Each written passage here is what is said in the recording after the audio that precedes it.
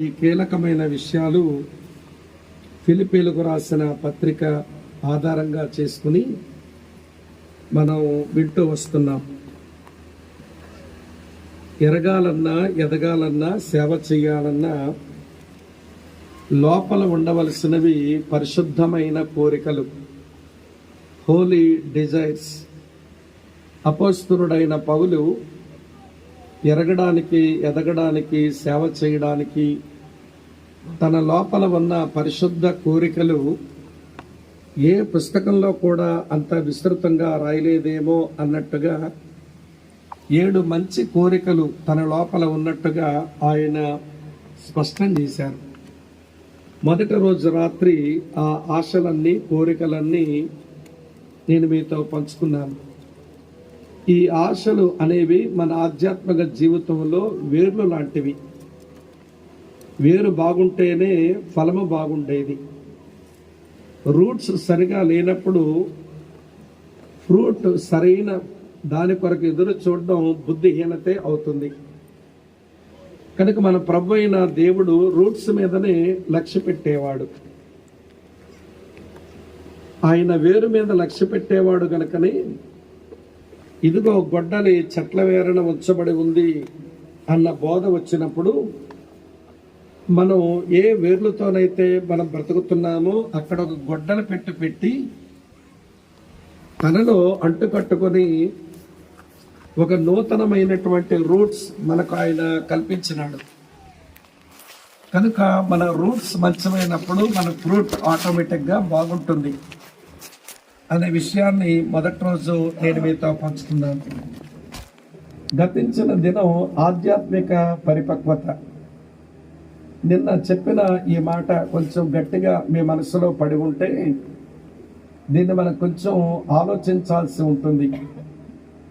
ఎదుగో బొదుగో లేని వారు లోకమునకు నవ్వులాటకే పనికొస్తారు, దేవుణ్ణి దుఃఖపెట్టడానికే పనికొస్తారు. ప్రభు దగ్గరకు వచ్చి చాలా సంవత్సరాలు అయ్యింది. ఇలాంటి మంచి సావాసంలోనికి వచ్చి ఎంతో వాక్య సంబంధమైన విషయాలు నేర్చుకుంటూనే మంచి సేవలో అభ్యాసం చేయడానికి అవకాశాలు ఉన్న దగ్గరే ఎదుగు బదుగు లేకుండా మనం అలానే ఉండిపోతే మనం లోకానికి నవ్వులాటగా పనికొస్తాం, దేవుణ్ణి దుఃఖపెట్టడానికే పనికొస్తాం.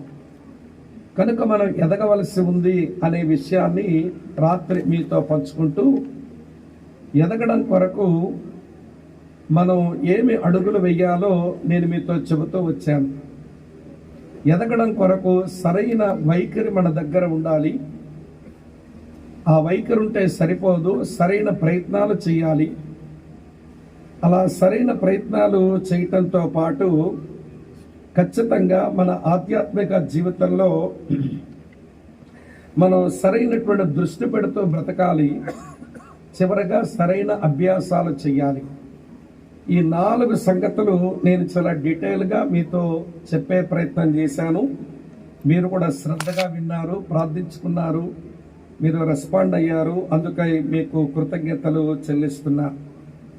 మన వైఖరి, అలాగనే మన యొక్క ప్రయత్నాలు, మన దృష్టి, మన అభ్యాసాలు అవి సరైనవైతే మనం ఆత్మ సంబంధంగా మనం పరిపక్వతకు వస్తాం.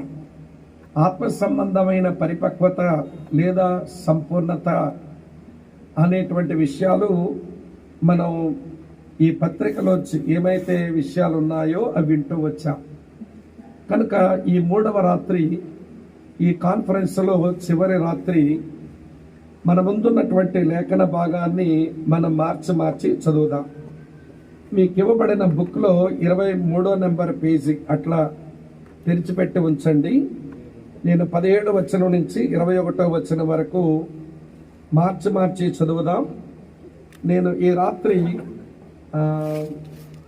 మీ ఆసక్తిని బట్టి నేను పెంచడమో తగ్గించడమో నేను తేల్చుకుంటాను. మీ ముఖాలు కాస్త సొరకాయ ముఖాలు అయ్యాయి అనుకోండి, నా సందేశం కొంచెం తగ్గిపోద్ది, కుదించేస్తాను. మీరు ఆసక్తిగా వింటున్నారనుకోండి, చెప్పాల్సిన విషయాలని చెప్పి ముగిస్తాను. రండి చదువుకుందాం. ఫిలిప్పీలకు రాసిన పత్రిక 3వ అధ్యాయం 17వ వచనం నుండి 21వ వచనం వరకు. సహోదరులారా, మీరు నన్ను పోలి నడుచుకొనుడి. మేము మీకు మాదిరి అయి ఉన్న ప్రకారము నడుచుకున్న వారిని గురిపెట్టి చూడుడి.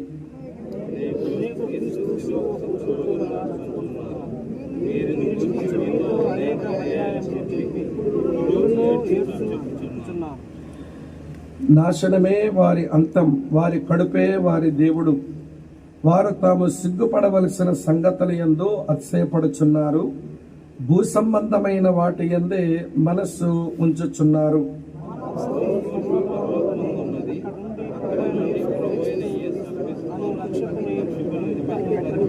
ఇరవై 21వ వచనం అందరం కలిసి చదువుదాం.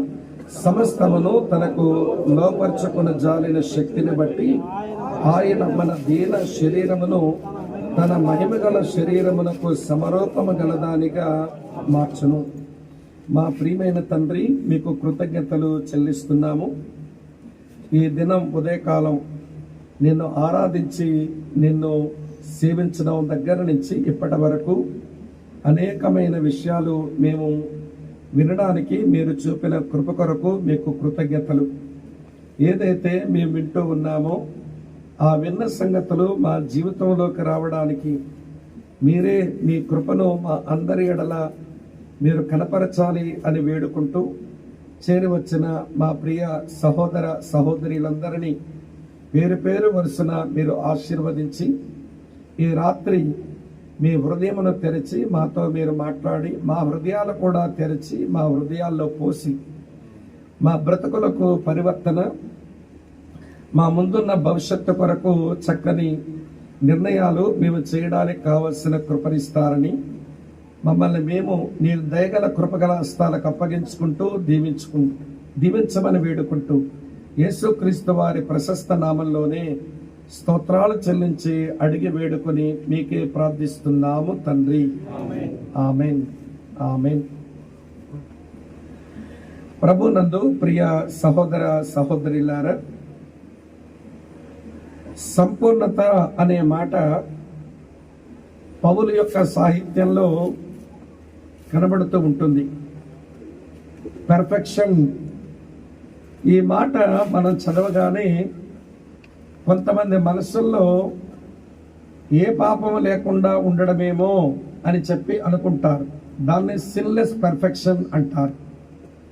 పౌలు మాట్లాడుతున్న సంపూర్ణత అనే మాటకు తాత్పర్యం ఏంటనంటే ఏ పాపము లేనట్టు ఉండడం అని కాదు, ఆత్మ సంబంధంగా మనం పరిపక్వత చెందడం లేదా ఆధ్యాత్మికంగా మనం ఎదగడం.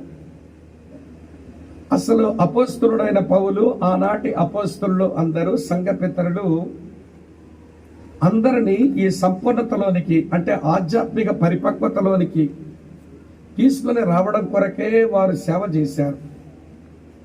సరే, ఈ గొప్ప ఉద్దేశం కలిగి వారు ఎందుకు పరిచర్య చేశారు అంటే వాళ్ళకు బైబిల్ దేవుని యొక్క గురి వాళ్ళకు అర్థమైపోయింది. బైబిల్ దేవుని యొక్క లక్ష్యం వారికి అర్థమైపోయింది. అందుకనే వారి గురి, వారి లక్ష్యం ఏదో ఒక చిన్న పూడిక నిర్వహించి మాట్లాడితే మేము సాధించేసాము అని వారు అనుకోలేదు. ఎక్కడైనా ఒక ప్రాంతంలో సంఘ స్థాపన చేస్తే మేమేదో సాధించాము అని వాళ్ళు అనుకోలేదు. కొద్దిమందిని శిష్యులుగా తయారు చేస్తే మేమేదో సాధించాము అని చెప్పి వాళ్ళు అనుకోలేదు. కొంతమంది నాయకులను సిద్ధపరిస్తే మేము సాధించాల్సిన పని అయిపోయింది అని అనుకోలేదు. వారికి అర్థమయ్యింది, మనం ఆరాధించి సేవించి పూజిస్తున్న ఈ దేవుడు, ఈ ట్రినిటేరియన్ గాడ్ ఎలాంటి ఉద్దేశం కలిగి ఉన్నాడో మనుషుల పట్ల అది వారు చాలా స్పష్టంగా అర్థం చేసుకున్నారు. అందుకనే వాళ్ళ లక్ష్యం ఆధ్యాత్మిక పరిపక్వత లేదా క్రీస్తు యొక్క సంపూర్ణతలోనికి మనుషులను తేవడానికే వారు పరిచర్యలు చేశారు. అందుకనే వారి దగ్గర ఆరోగ్యకరమైన అసంతృప్తి ఉండేది. నిన్నే మాట్లాడుకున్నాం కదా, హెల్తీ డిస్సాటిస్ఫాక్షన్. ప్రతి క్రైస్తవుడికి ఆరోగ్యకరమైన అసంతృప్తి ఉండాలి. కనుక వినండి, ఇప్పుడు ట్రినిటేరియన్ గాడ్, మనం నమ్మిన దేవుడు ఒక్కడే, కానీ ముగ్గురు వ్యక్తులుగా తను సాక్షాత్కరించుకున్నప్పుడు ఆ ముగ్గురు వ్యక్తుల యొక్క అభిమతం నేను మీకు జ్ఞాపకం చేస్తాను. మొదటగా రోమీలకు రాసిన పత్రిక 8వ అధ్యాయం 29వ వచనంలో పౌలు ఏమైనా రాస్తాడు అంటే, రోమా పత్రిక 8వ అధ్యాయం చదువుతాను చూడండి, 29వ వచనం. ఎందుకనగా తన కుమారుడు అనేక సహోదరులలో జ్యేష్ఠుడగనట్లు దేవుడు ఎవరిని ముందు ఎరిగెనో వారు తన కుమారునితో సారూప్యము గలవారగుటకు వారిని ముందుగా నిర్ణయించెను. ఈ వచనములో కుమారునితో సారూప్యం అనే మాట అండర్లైన్ చేయండి. తండ్రైన దేవుని యొక్క ఆకాంక్ష ఈ భూమి మీద ఉన్న మనుషులంతా, తన కుమారుని యందు విశ్వాసం ఉంచిన వారంతా తన కుమారుని సారూప్యములోకి రావాలి అన్నది తండ్రైన దేవుని యొక్క ఆకాంక్షగా ఆ వచనం మాట్లాడుతున్నది. మరో స్థలంలో మరొక వచనం చూపిస్తాను రండి. ఇది కుమారుడైన యేసుక్రీస్తు యొక్క అభిలాష. ఎఫెసీయులకు రాసిన పత్రిక 4వ అధ్యాయం 11, 12 వచనాలు చూడండి. ఇలా రాసి ఉంది, మనమందరము విశ్వాస విషయములో అలాగనే దేవుని కుమారుని కూర్చున్న జ్ఞాన విషయములోను ఏకత్వం పొంది సంపూర్ణ పురుషుల మగు వరకు, అనగా క్రీస్తునకు కలిగిన సంపూర్ణతకు సమానమైన సంపూర్ణత గలవార మగు వరకు ఆయన ఎలాగు నియమించనంటే ఈ సంఘము అనబడిన ఈ వ్యవస్థకు అపోస్తులను, ప్రవక్తలను, సువార్తికులను, కాపరులను, ఉపదేశకులను నియమించి ఈ మనుషులందరూ కూడా వారు తనకు కలిగిన సంపూర్ణతకు సమానమైన సంపూర్ణత గలవారు కావాలని వీళ్ళందరినీ సంఘము కొరకు నియమించినట్ట. ఇది కుమారుని యొక్క అభిలాష. నేను కలిగిన సంపూర్ణతకు వీళ్ళు సమానమైన సంపూర్ణతలోకి రావాలి అని. మరి పరిశుద్ధాత్మ దేవుడికి ఒక ఆశ, ఒక ఆకాంక్ష లేదనుకుందామా? లేదు ప్రియులారా, ఆయన కూడా ఒక ఆశ కలిగి ఉన్నాడు. చదువుతున్నాను చూడండి. కొరింథీయులకు రాసిన 2వ పత్రిక 3వ అధ్యాయం 18వ వచనంలో ఉంటుంది. చదువుతున్నాను మీ కొరకు. మనమందరము ముసుగులేని ముఖముతో ప్రభు యొక్క మహిమను అద్దం వలె ప్రతిఫలింప చేయొచ్చు, మహిమ నుండి అధిక మహిమను పొందొచ్చు, ప్రభువు ఆత్మ చేత ఆ పోలికగానే మార్చబడుచున్నాము. పరిశుద్ధాత్మ దేవుని పని, ఆయన ఆశ ఏంటి అంటే యేసునందు విశ్వాసం ఉంచిన ప్రతి మనుషులు కూడా యేసు లాంటి పోలికతో ఉండే వాళ్ళుగా చెయ్యాలని ఆయన పనిచేస్తా ఉన్నాడట. ఈ 3 విషయాలు గమనించండి. తండ్రి కోరిక మనము కుమారుని సారూప్యములోకి రావాలని, కుమారుని యొక్క ఆశ ఆయన కలిగిన సంపూర్ణతకు సమానమైన సంపూర్ణతలోనే మనం రావాలని, పరిశుద్ధాత్మ దేవుని ఆశ మనం యేసుక్రీస్తు పోలికలోనికి రావాలని. ఈ 3 విషయాలు ఆనాటి అపోస్తలులకు, సంఘ పితరులకు అర్థమైంది కనుకనే వాళ్ళ సేవలో చాలా అసంతృప్తిగానే కనబడుతూ వచ్చారు. సువార్త చెబితే తెల్లారిపోయిందా? కొంతమందిని రక్షణలోనికి నడిపిస్తే తెల్లారిపోయిందా? కొంతమందికి శిష్యులుగా చేస్తే నా సేవ అయిపోయిందా అని వాళ్ళు అనుకోలేదండి. వాళ్ళు ఏ ఉద్దేశంతో పనిచేశారో పౌలు ఒక చోట చాలా స్పష్టంగా రాసి పెట్టాడు. అది చూశాక మనం చదివిన భాగానికి వెళదాం. కొలస్సీయులకు రాసిన పత్రిక 1వ అధ్యాయం 28వ వచనం ఇలా రాసి ఉంది చూడండి. ప్రతి మనుషుని క్రీస్తునందు సంపూర్ణునిగా చేసి ఆయన ఎదుట నిలవబెట్టవలనని సమస్త విధములైన జ్ఞానముతో మేము ప్రతి మనుషునికి బుద్ధి చెప్పచ్చు, ప్రతి మనుషునికి బోధించచ్చు ఆయనను ప్రకటిస్తున్నాము. వినండి, మా దగ్గర 3 రకాల మినిస్ట్రీ ఉంది. మొదట మినిస్ట్రీ కౌన్సిలింగ్ మినిస్ట్రీ, మేము బుద్ధివాక్యాలు చెబుతాము. మా దగ్గర 2వ రకం మినిస్ట్రీ టీచింగ్ మినిస్ట్రీ, మేము బోధనా పరిచర్య చేస్తున్నాము. మా దగ్గర 3వ పరిచర్య ఉంది, అది ప్రీచింగ్ మినిస్ట్రీ. ఈ 3 రకాల పరిచర్యలు మేము అపోస్తలులుగా సేవకులకు ఎందుకు చేస్తున్నామో తెలుసా?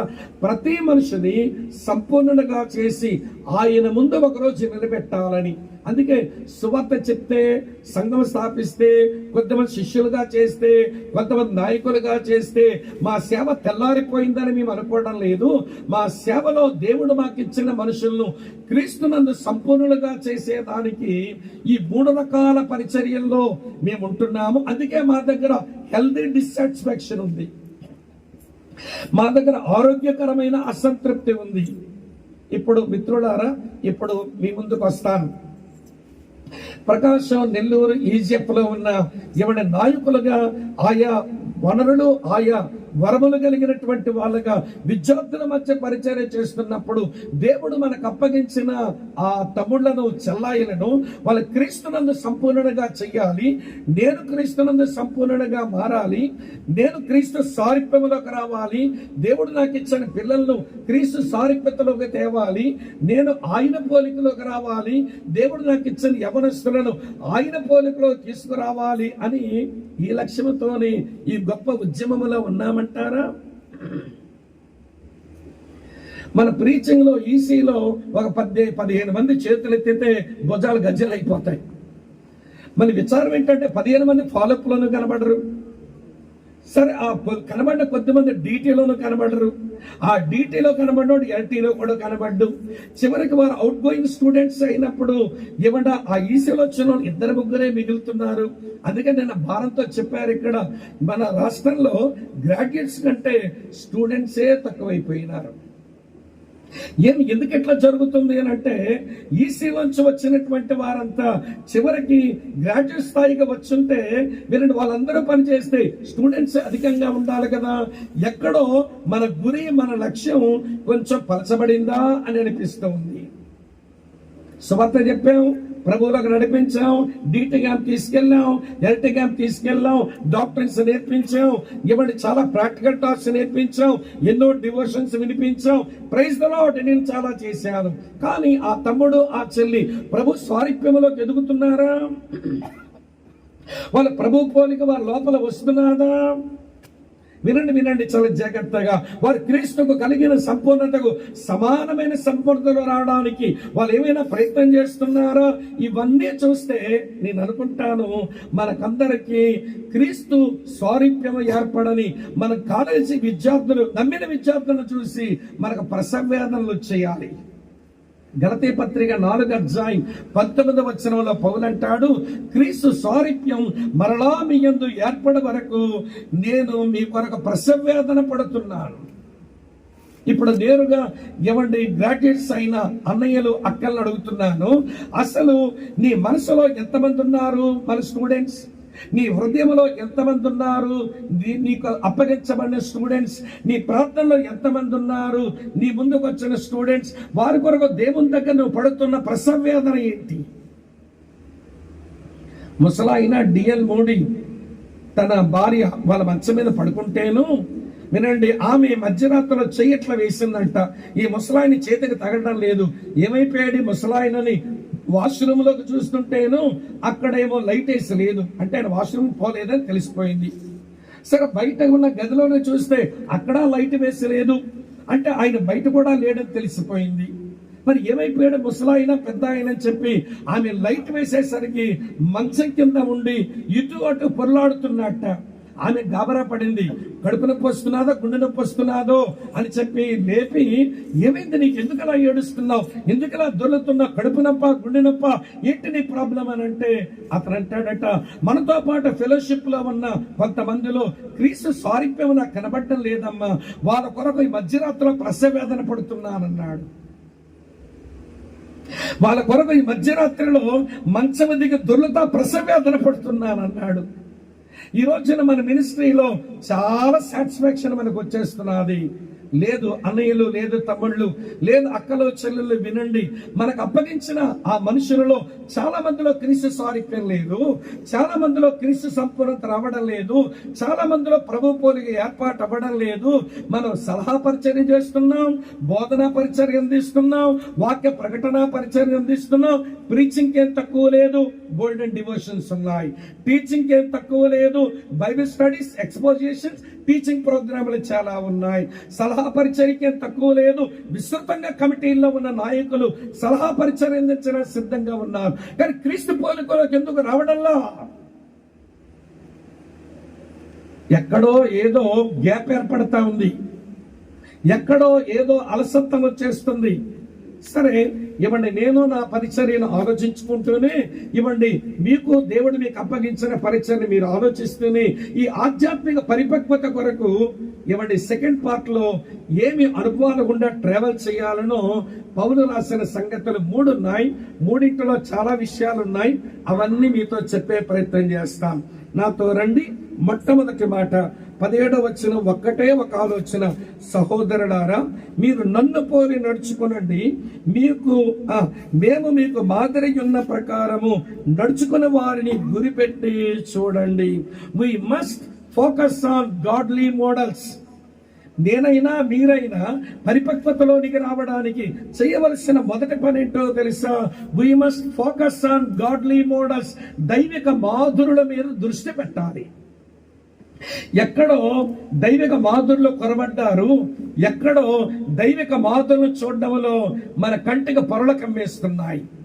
అపోస్తలుడైన పౌలు ఈ 17వ వచనంలోనే మొట్టమొదటి మాట చెప్పలేదు సుమా, ఇదివరకే చెప్పినాడు. ఇలాంటి మాట చదువుతున్నాను చూడండి. కొరింథీయులకు రాసిన మొదటి పత్రిక 11వ అధ్యాయం 1వ వచనం ఇలా రాసి ఉంది, నేను క్రీస్తును పోలి నడుచుకొనుచున్న ప్రకారము మీరును నన్ను పోలి నడుచుకోండి. మీరు నన్ను పోలి నడుచుకోండి. కనుక వీళ్ళని ఆధ్యాత్మిక పరిపక్వతలోకి రావడానికి మనకు సరైనటువంటి, వింటున్నారా ప్రియులారా, వైఖరి ఉంటే సరిపోదు. సరైనటువంటి, వినండి ప్రియుల, ప్రయత్నాలు చేస్తే సరిపోదు. మనం సరైనటువంటి దృష్టి పెడితే సరిపోదు. మన సరైనటువంటి అభ్యాసాలు చేస్తే సరిపోదు. దాని కొనసాగింపుగా పౌలన్న ఏమంటున్నాడో తెలుసా? మీరు దైవిక మాధురులను మీరు అనుసరించండి. Follow godly models. వినండి ప్రియులారా, నేను ఇచ్చినటువంటి నోట్స్ లో మొట్టమొదటి మాట ఏముంటుందంటే, వినండి ఈ మాట, ఏమంటే దైవిక మాధుర్యం మనం అనుసరించే ఈ క్రమంలో we must find people who are godly models. దైవిక మాధురులు ఎవరో కొంచెం కనుగొనే ప్రయత్నం చెయ్యాలి. ఎవరు పడితే వాళ్ళు మనకు మాదిరి ఎవరు? ఎవరు పడితే వారు మనకు మాదిరి ఎవరు? మన సరైన మాధురులను మనం కనుగోవాలి. వినండి దాని ద్వారా ప్రార్థన కూడా చేసుకోవాలేమో. వినండి ప్రియులారా, దేవుడు సరైన వ్యక్తుల్ని మనకు మోడల్గా మన ముందు ఉంచి వారి జీవితం, వారి ప్రార్థన, వారి వాక్య ధ్యానం, వారి సాక్ష్యం, వారి సువార్తీకరణ, వారి పరిచర్య, వారి దైనందిన జీవితం అన్నీ మనకు మోడల్ అయిపోతాయి. అందుకనే ఏమండి, ఫైండ్ గాడ్లీ మోడల్స్. ఒక మాట మిమ్మల్ని అడగాలనుకుంటున్నాను. ఏమండి, ఈజిఎఫ్ లో ఉన్నటువంటి సహోదర సహోదరులకు నా మాట, నీకు ఎవరైనా ఒక వ్యక్తి మాదిరి ఉన్నాడా? నీ రోల్ మోడల్ ఎవరు నీ ఆధ్యాత్మిక జీవితానికి? మళ్ళీ చివరిలో మరొక ప్రశ్న కలిపి అడుగుతానులేండి, ఎక్కడ అది ఆపేస్తున్నాను. సరే, నీకెవరు మాదిరి? ఈ ప్రశ్న మీ మనసులో పడనివ్వండి. ఈవిడ పౌలేమంటున్నాడో తెలుసా? వినండి, మీరు సరైన మాదిరులను మీరు కనుగొనండి అన్నట్టుగా చెబుతూ మీకు మాదిరిగా ఉన్న, ఎక్కడ అన్నమాట చూడండి, మేము మీకు మాదిరి ఉన్న ప్రకారం అన్నారు. ఎవరి మేము? ఇదివరకే పౌలు భక్తుడి పత్రికలో గాడ్లీ మోడల్స్ రాశాడు. అయ్యండి, ఇదివరకే ఈ పత్రికలో పౌలు గాడ్లీ మోడల్స్ రాశాడు. మీరు 2వ అధ్యాయం దగ్గరకు వస్తే 4 మోడల్స్ ఉన్నాయి. ఇది గాడ్లీ మోడల్స్. నేను నిన్నే చెప్పాను, ఆ 4 మాదిరులు ఏదో మీకు వివరిస్తాను. రండి ప్రియులారా, ఆ ఒక్కొక్క మాదిరిలోంచి ఏ అనుభవం మనం నేర్చుకోవాలనో, ఏది మన జీవితంలో అనుసరించాలనో నేను మీకు జ్ఞాపకం చేస్తాను. ఫిలిప్పీలకు రాసిన పత్రిక 2వ అధ్యాయం 5వ వచనం నుంచి 11వ వచనం వరకు ఫస్ట్ మోడల్ ఎవరంటే మన ప్రభు అయిన యేసు క్రీస్తే. Follow Christ. మీరు క్రీస్తును వెంబడించండి, లేదా క్రీస్తును మీరు అనుసరించండి. ఆయనే మీకు మంచి మాదిరి. నాకు కూడా ఆయనే మాదిరి. పౌలు అంటాడు, నాకు కూడా ఆయనే మాదిరి. సరే, యేసు ప్రభు యొక్క మోడల్ ఏంటి? ఇన్ని వచనాలలో కీ ఐడియా ఏంటో తెలుసా ప్రియులారా? ఒకటే, ఇన్ని వచనాలలో ఏమండి యేసుక్రీస్తు యొక్క మాదిరిని పౌలు రాసేందుకు ఎంచుకున్న ఒకే ఒక కీలకమైన అంశం కెనోసిస్, రిక్తత. గ్రీకు భాషలో కెనోసిస్ అన్నారు, ఇంగ్లీషులో ఎంప్టీడ్ హిమ్సెల్ఫ్ అన్నారు, తెలుగులోనేమో రిక్తత అన్నారు. ఇంతకీ ఏమిటి కెనోసిస్ లేదా రిక్తత?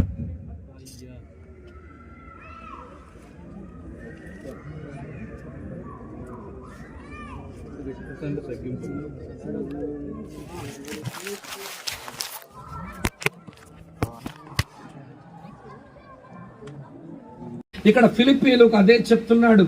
మీ మధ్య ఈ గొడవలు ఎందుకు వస్తున్నాయి? మీకందరకు ఎందుకు లేదు ఏకతాత్పర్యం? మీ అందరి మధ్య ఎందుకు ఏక మనసు కలగడం లేదు? ఎందుకు మీ దగ్గర ఏకప్రేమ లేదు, మీరందరూ ఏకభావంతో ఎందుకు లేరు అంటే మీ మధ్య రిక్తులు కనబడ్డం లేదు. ఇగో మన ప్రభు అయిన యేసుక్రీస్తును మీ ముందు మాదిరిగా పెడుతున్నాను. ఆయన తన్ను తానే రిక్తులుగా చేసుకున్నవాడు. ఇష్టపూర్వకంగా స్వచ్ఛందంగా ఎవరి బలవంతం లేకుండా ఎవరి ప్రమేయం లేకుండా మరో మనిషికి ఆయన దాసులుగా ఉండడానికి ఇష్టపడ్డాడు. ఇలా జ్ఞాపకం చేసుకోండి. మొత్తం 12 మంది శిష్యులు ఆయన కలిసి మేడగది మీద పస్కా పండగను ఆచరించడానికి వచ్చారు. ఎవరు కాలు కడుగుతారు? ఎవరు ముందుకు రానప్పుడు ఆయనే తన పై వస్త్రాలను తీసి నడుము కట్టుకొని శిష్యుల పాదాల వరకు వంగి వాళ్ళ పాదాలు కడుగుతూనే ఉన్నాడు. అసలు అలా పాదాలు కడిగే పని చేయడానికి ఎవరు బలవంతం చేస్తే చేశాడు? ఎవరు ఒత్తిడి చేస్తే ఆ పని చేశాడు? ఆయనలో ఉన్న, వినండి ప్రియుల, రిక్తత నైజం ఏమంటే మరో మనిషికి పరిచారకుడుగా మారిపోయేలా చేసింది. ఇంకొక మాట జ్ఞాపకం చేస్తాం. సరే, వీళ్ళు కాలు కడగడం అయినప్పుడే ప్రభు వాళ్ళ కాలు కడిగి తుడుస్తున్నప్పుడైనా కొంచెమైనా ఐ ఓపెనింగ్ రావాలిగా. ఏం రాలా. భోజనాలు కూర్చున్నాక మళ్ళీ తగాద పెట్టుకున్నారు. మళ్ళీ ఎవడ గొప్పోడు, మళ్ళీ ఎవడ గొప్పోడు, మళ్ళీ ఎవడ గొప్పోడు అని మళ్ళీ తగాద పెట్టుకుంటుంటే యేసుప్రభు వాళ్ళ దగ్గర నిలిచెత్త అన్నాడు. ఏమన్నాడు తెలుసా? మీలో గొప్పవాడెవడు? భోజన పంక్తిని కూర్చుండవాడా లేక మీకు పరిచర్య చెయ్యవాడా? భోజన పంక్తిని కూర్చుండవాడే కదా గొప్పవాడు.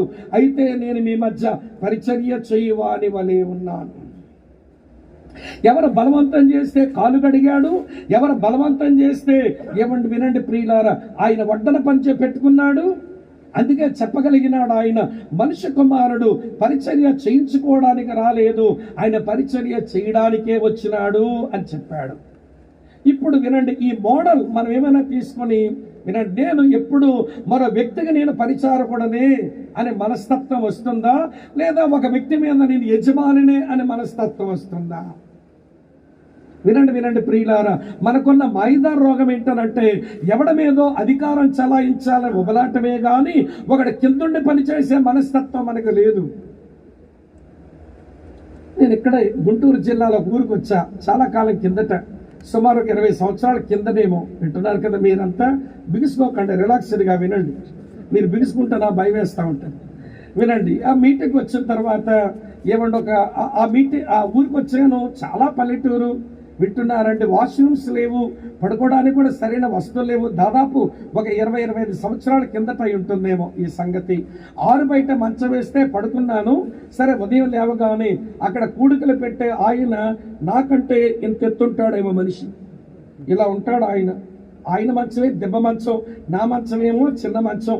మొత్తానికి ఉదయం అవ్వగానే లేచామో చిన్న మంచం మీద దిగి చిన్న ప్రార్థన చేసుకున్నాక ఆయన అంటాడు, బ్రదరు బయలుదేరదామా అన్నాడు.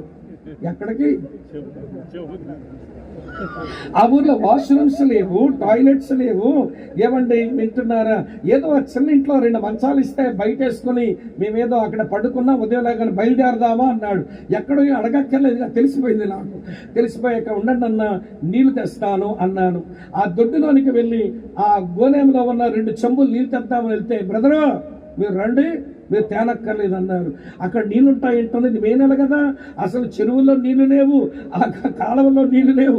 నీళ్ళు లేకపోతే ఏమైపోతామని నా భయానికి, నీళ్ళు ఎక్కడి నుంచి వస్తాయంటే అవన్నీ మీకు ఎందుకు రండి అంటున్నాడు. నాకు తెలియదు, ఏదో నది ఉందేమో అక్కడ, ఏదో చెరువులో నీళ్లుంటాయేమో రమ్మంటున్నాడని ఆయన వెళ్తుంటే ఏనుగు పక్కన ఎలక పిల్ల వెళ్ళినట్టుగా ఆయన ముందు నడుస్తుంటే నేను పక్కన నడుస్తున్నాను. ఈలోగా వెనకాల చిన్న కుర్రగాడు 2 చెంబులు పట్టుకొని ఆడొస్తున్నాడు. అన్నా ఈడెవడో వస్తున్నాడన్నా, ఆడికి 2 చెంబులు ఎందుకు, అవి మనం తీసుకుందామని నేను తీసుకుంటానని వెనక తిరుగుతుంటే, ఆగండి బ్రదర్, అవి మన కొరకే అన్నాడు.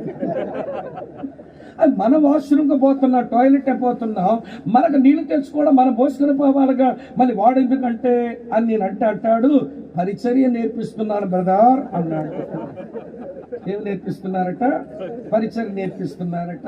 ముందు మా పని మేము కానిచ్చాక, మా చెంబులు మా పొట్టలు ఖాళీ చేసుకున్నాక తిరిగి వస్తున్నప్పుడు అన్నయ్య తిట్లన్నాను. అన్న ఏమనుకోకండి, కానీ ఈరోజు వాడికి పరిచర్య దొడ్డు చెంబులు మనం మోయిస్తే రేపు వాడు మన స్థాయికి వచ్చినప్పుడు ఎవరితోనే కడిగించేసుకోడు. అడుగు పరిచయం నేర్పిస్తానంటాడు వాడు. ఇదేమి పరిచయం నేర్పించడమన్నా నాకు అర్థం కావడం లేదు అంటే అతని ముఖం కొంచెం ఏమండి బాధ అనిపించిందేమో నేను అన్నమాట. నిజమే కదా బ్రదర్, దుడ్డు చెంబులు మోయించుకోవడం పరిచర్య నేర్పించడం ఏంటి? నేను ఏమో మా పెద్దోళ్ళు మాకు అలాగే నేర్పించారన్నారు. సంతోషం, మీరు ఇక కడిగించుకునే స్థాయికి వెళ్ళలేదు, దుడ్డు చెంబులు మోయించుకునే స్థాయిలోనే ఉన్నారు. కానీ ఇది కాదన్నా, ముందు మనమే చేసుకుందాం, తర్వాత వాళ్ళకి చేయడం నేర్పిద్దాం. ఈ రోజున ఒక్క మాట మిమ్మల్ని అడగన, యేసు మాదిరిని తీసుకొని నువ్వు ఎవరికి ఒక పరిచారకుడు అంటే మనిషివి? అన్నయ్య, తమ్ముడు, చెల్లి, అక్క, మీకు సమయం ఉంటే పిటి చాందిపిల్ల రాసిన సర్వెంట్ అనే బుక్ చదవండి. పిటి చాందిపిల్ల రాసిన సర్వెంట్ అనే బుక్ లో ఆయన రాసిన మాట ఏంటో తెలుసా? ఒక క్రైస్తవుడు దేవునికి మాత్రమే పరిచారకుడు కాదు, తోటి క్రైస్తవుడు కూడా పరిచారకుడే నిజమైన క్రైస్తవుడు. క్రైస్తవుడు దేవునికి మాత్రమే పరిచారకుడు కాదు, తోటి క్రైస్తవుడుగా పరిచారకుడు అయితేనే నిజమైన క్రైస్తవుడు. చాలా మంది మా సీనియర్స్ చెప్పగా నేను విన్నాను, మీకు కూడా వినే ఉంటారేమో. ఒకమారి పిటి చాందిపిల్ల ఏమని నాగ్పూర్లో ఒక కాన్ఫరెన్స్కి వస్తుంటేను బాగా చలేస్తున్నది, చలికాలం. వీళ్ళంతా నాగ్పూర్లో ఆయన దిగాడు ట్రైన్, అలాగనే చాలా మంది డెలిగేట్స్ కూడా దిగారు. మన వైపు నుంచి వెళ్ళిన తెలుగు వాళ్ళని, 2 రాష్ట్రాలు కలిసి ఉన్న రోజుల్లో, ఆ రోజుల్లో ఏమంటే దిగిన తర్వాత వీళ్ళంతా ఇటట చూస్తున్నారట.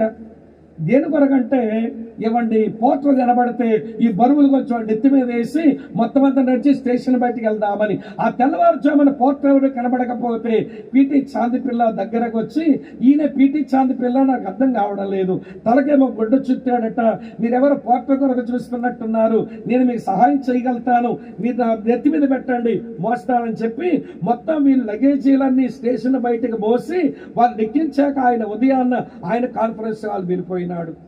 మార్నింగ్ ఇనాగరల్ మీటింగ్ స్టార్ట్ అవ్వగానే స్పీకర్స్ ని పరిచయం చేస్తున్నప్పుడు, ఇప్పుడు మనకి డివోషన్ తీసుకుని పిటి చాందిపిల్ల స్టేజ్ మీదకి వస్తారంటే ఆయన ఎక్కుతుంటే కొంతమంది గుండెలు జారిపోతున్నాయి. ఒరే, ఈ రాత్రి మన లగేజీ మోసిన ఈయన.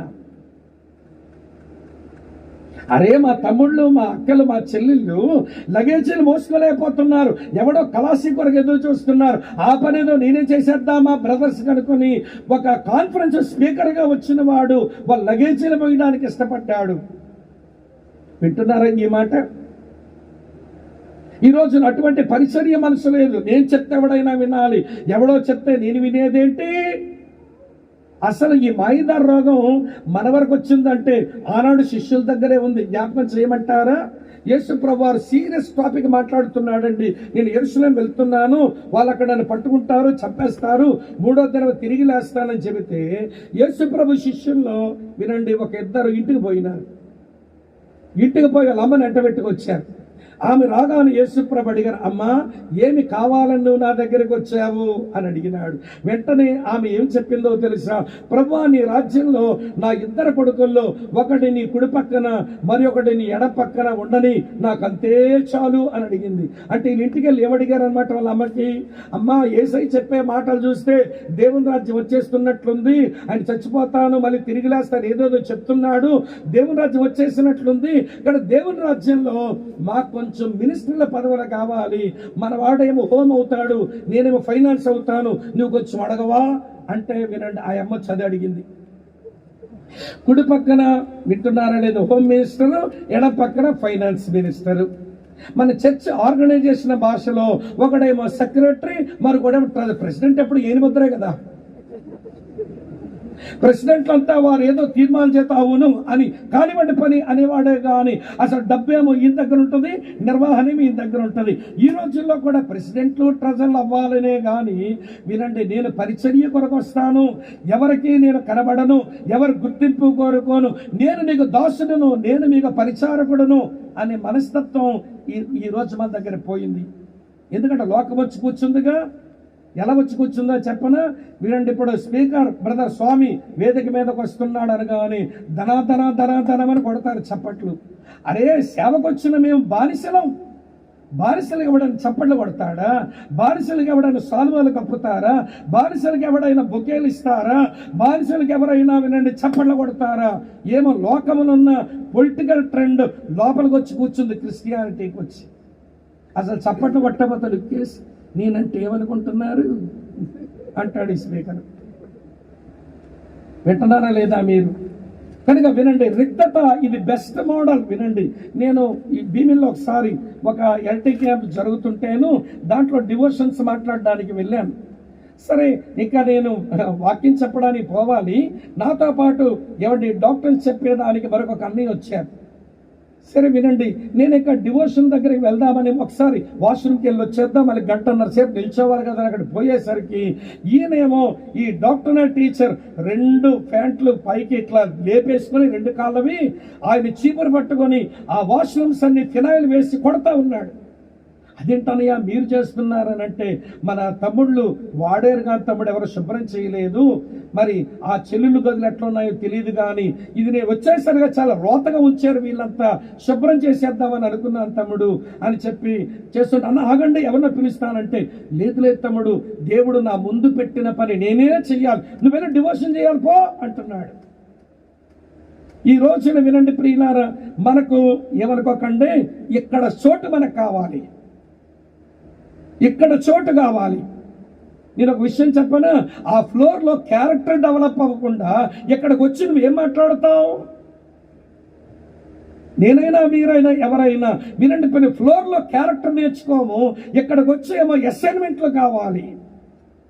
నేను ఒక ఈజీఎఫ్ గొడవను ఎరుగుదును, ఏం బ్రదర్ అతను రావడం మానేశాడట అని అంటే, అసైన్మెంట్ మేము ఇవ్వలేదని అలిగాడండి అంటున్నారు. ఏం అసైన్మెంట్ లేకపోతే ఈజీఎఫ్లో ఉండవా?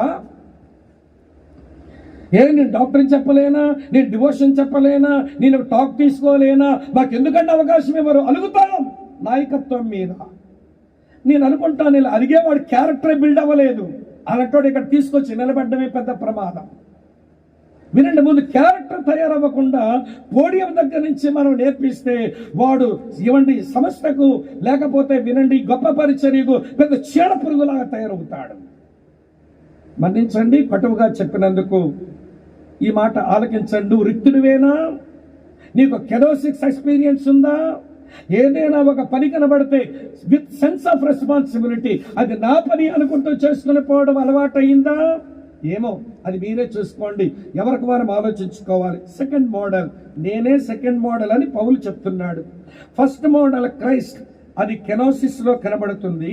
Second model saint Paul. ఏంటో అతని మోడల్ చూడండి, 17వ వచనం, ఫిలిప్పీ పత్రిక 2:17 చూడండి. మరియు మీ విశ్వాస యాగములోను దాని సంబంధమైన సేవలోను నేను ప్రాణార్పణముగా పోయబడినను, నేను ఆనందించి మీ అందరితో కూడా సంతోషింతును అన్నాడు. పౌలు యొక్క మోడల్ ఏంటో తెలుసా? సాక్రిఫైస్, త్యాగం చేయటం. అన్ని అర్పణల్లో లాస్ట్ సాక్రిఫైస్ వినండి ప్రియుల, ప్రాణార్పణమే. ఇక ఏమండి, బలులు ఇవ్వటం అయిపోయింది, మాంసం బలిపీఠం మీద పెట్టడం అయిపోయింది, దాన్ని దహించడం అయిపోయింది. ఇక చివరిగా చేయవలసిన పని ఏమండి, నీళ్లు పోసి ఇక ఏమీ లేదు అర్పించుకోవడానికి అన్నట్టుగా లాస్ట్ సాక్రిఫైస్ వినండి ప్రియులారా, ప్రాణార్పణమే. నేను మీ కొరకు ప్రాణార్పణముగా పోయబడుతున్నాను. ఎంత సమర్పించుకున్నాడనంటే, నిన్న మనం చదివాం ఒక వచనం, అపోస్తల కార్యాలు, నిన్న కాదు వినండి, అపోస్తల కార్యాలు 20వ అధ్యాయం 24వ వచనం అంటాడు చూడండి. అతని సమర్పణ ఎలా ఉందో నేను మీకు జ్ఞాపకం చేస్తాను. అపోస్తల కార్యాలు 20:24. అయితే దేవుని కృపా సువార్తను గూర్చి సాక్ష్యమిచ్చుట యందు నా పరుగును, నేను ప్రభువైన యేసు వలన పొందిన పరిచర్యను తుదముట్టించవలనని నా ప్రాణమును నాకెంత మాత్రము ప్రియమైనదిగా నేను ఎంచుకోవడం లేదు. దేవుడు నన్ను ఉంచిన ఈ పని విషయమై నా సమర్పణ ఏంటో తెలుసా? నేను ఖర్చు అయిపోదాం అనుకుంటున్నా, నేను ఖాళీ అయిపోదాం అనుకుంటున్నాను. మీ విశ్వాస యాగమ నిమిత్తం, మీకు ఆత్మ సంబంధమైన ప్రయోజనం కలుగు నిమిత్తం నేను త్యాగం అయిపోదాం అనుకుంటున్నాను. మరోమారు ఇలా రాశాడు ఆయన. ఈ మాట కూడా చదువుతాను చూడండి. కొరింథీయులకు రాసిన 2వ పత్రిక చదువుతున్నాను. ఈ మంచి మాట చూడండి. 2వ పత్రిక ఇలా రాసి ఉంది మిత్రులారా, మీ కొరకే చదువుతున్నాను. 12వ అధ్యాయం చదువుతున్నాను చూడండి, 15వ వచనం. 12:15. కాబట్టి నాకు కలిగినది యావత్తు మీ ఆత్మల కొరకు బహు సంతోషముగా వేయపరుచుకుందును, నన్ను నేను వేయపరుచుకుందును. కాబట్టి నా కలిగినది యావత్తు మీ ఆత్మల కొరకు బహు సంతోషముగా వేయపరచదను, నన్ను నేను వేయపరుచుకుందును. కర్నూలు నుంచి శ్రీకాకుళం జిల్లాకు, ఆ రోజుల్లో శ్రీకాకుళం జిల్లా రావాలంటే పనిష్మెంటే ఎవరికైనా ఈ రాష్ట్రంలో. కానీ ఆ రోజుల్లోనే తనకు వచ్చిన ఉద్యోగాన్ని బట్టి ఇక్కడ కర్నూలులో విద్యార్థుల మధ్య పరిచయలో రక్షించబడి ఇవ్వండి శ్రీకాకుళం జిల్లాకు సేవ చేద్దామని ఉద్యోగం చేసుకుందామని ఒక అక్క వచ్చారు. ఆమె నేతృత్వంలో కొంత పెరిగాం. అసలు అక్క ఎలా ప్రేమిస్తుందో నాకైతే తెలియదు, ఎందుకంటే నాకు అక్కలు ఎవరు లేరు.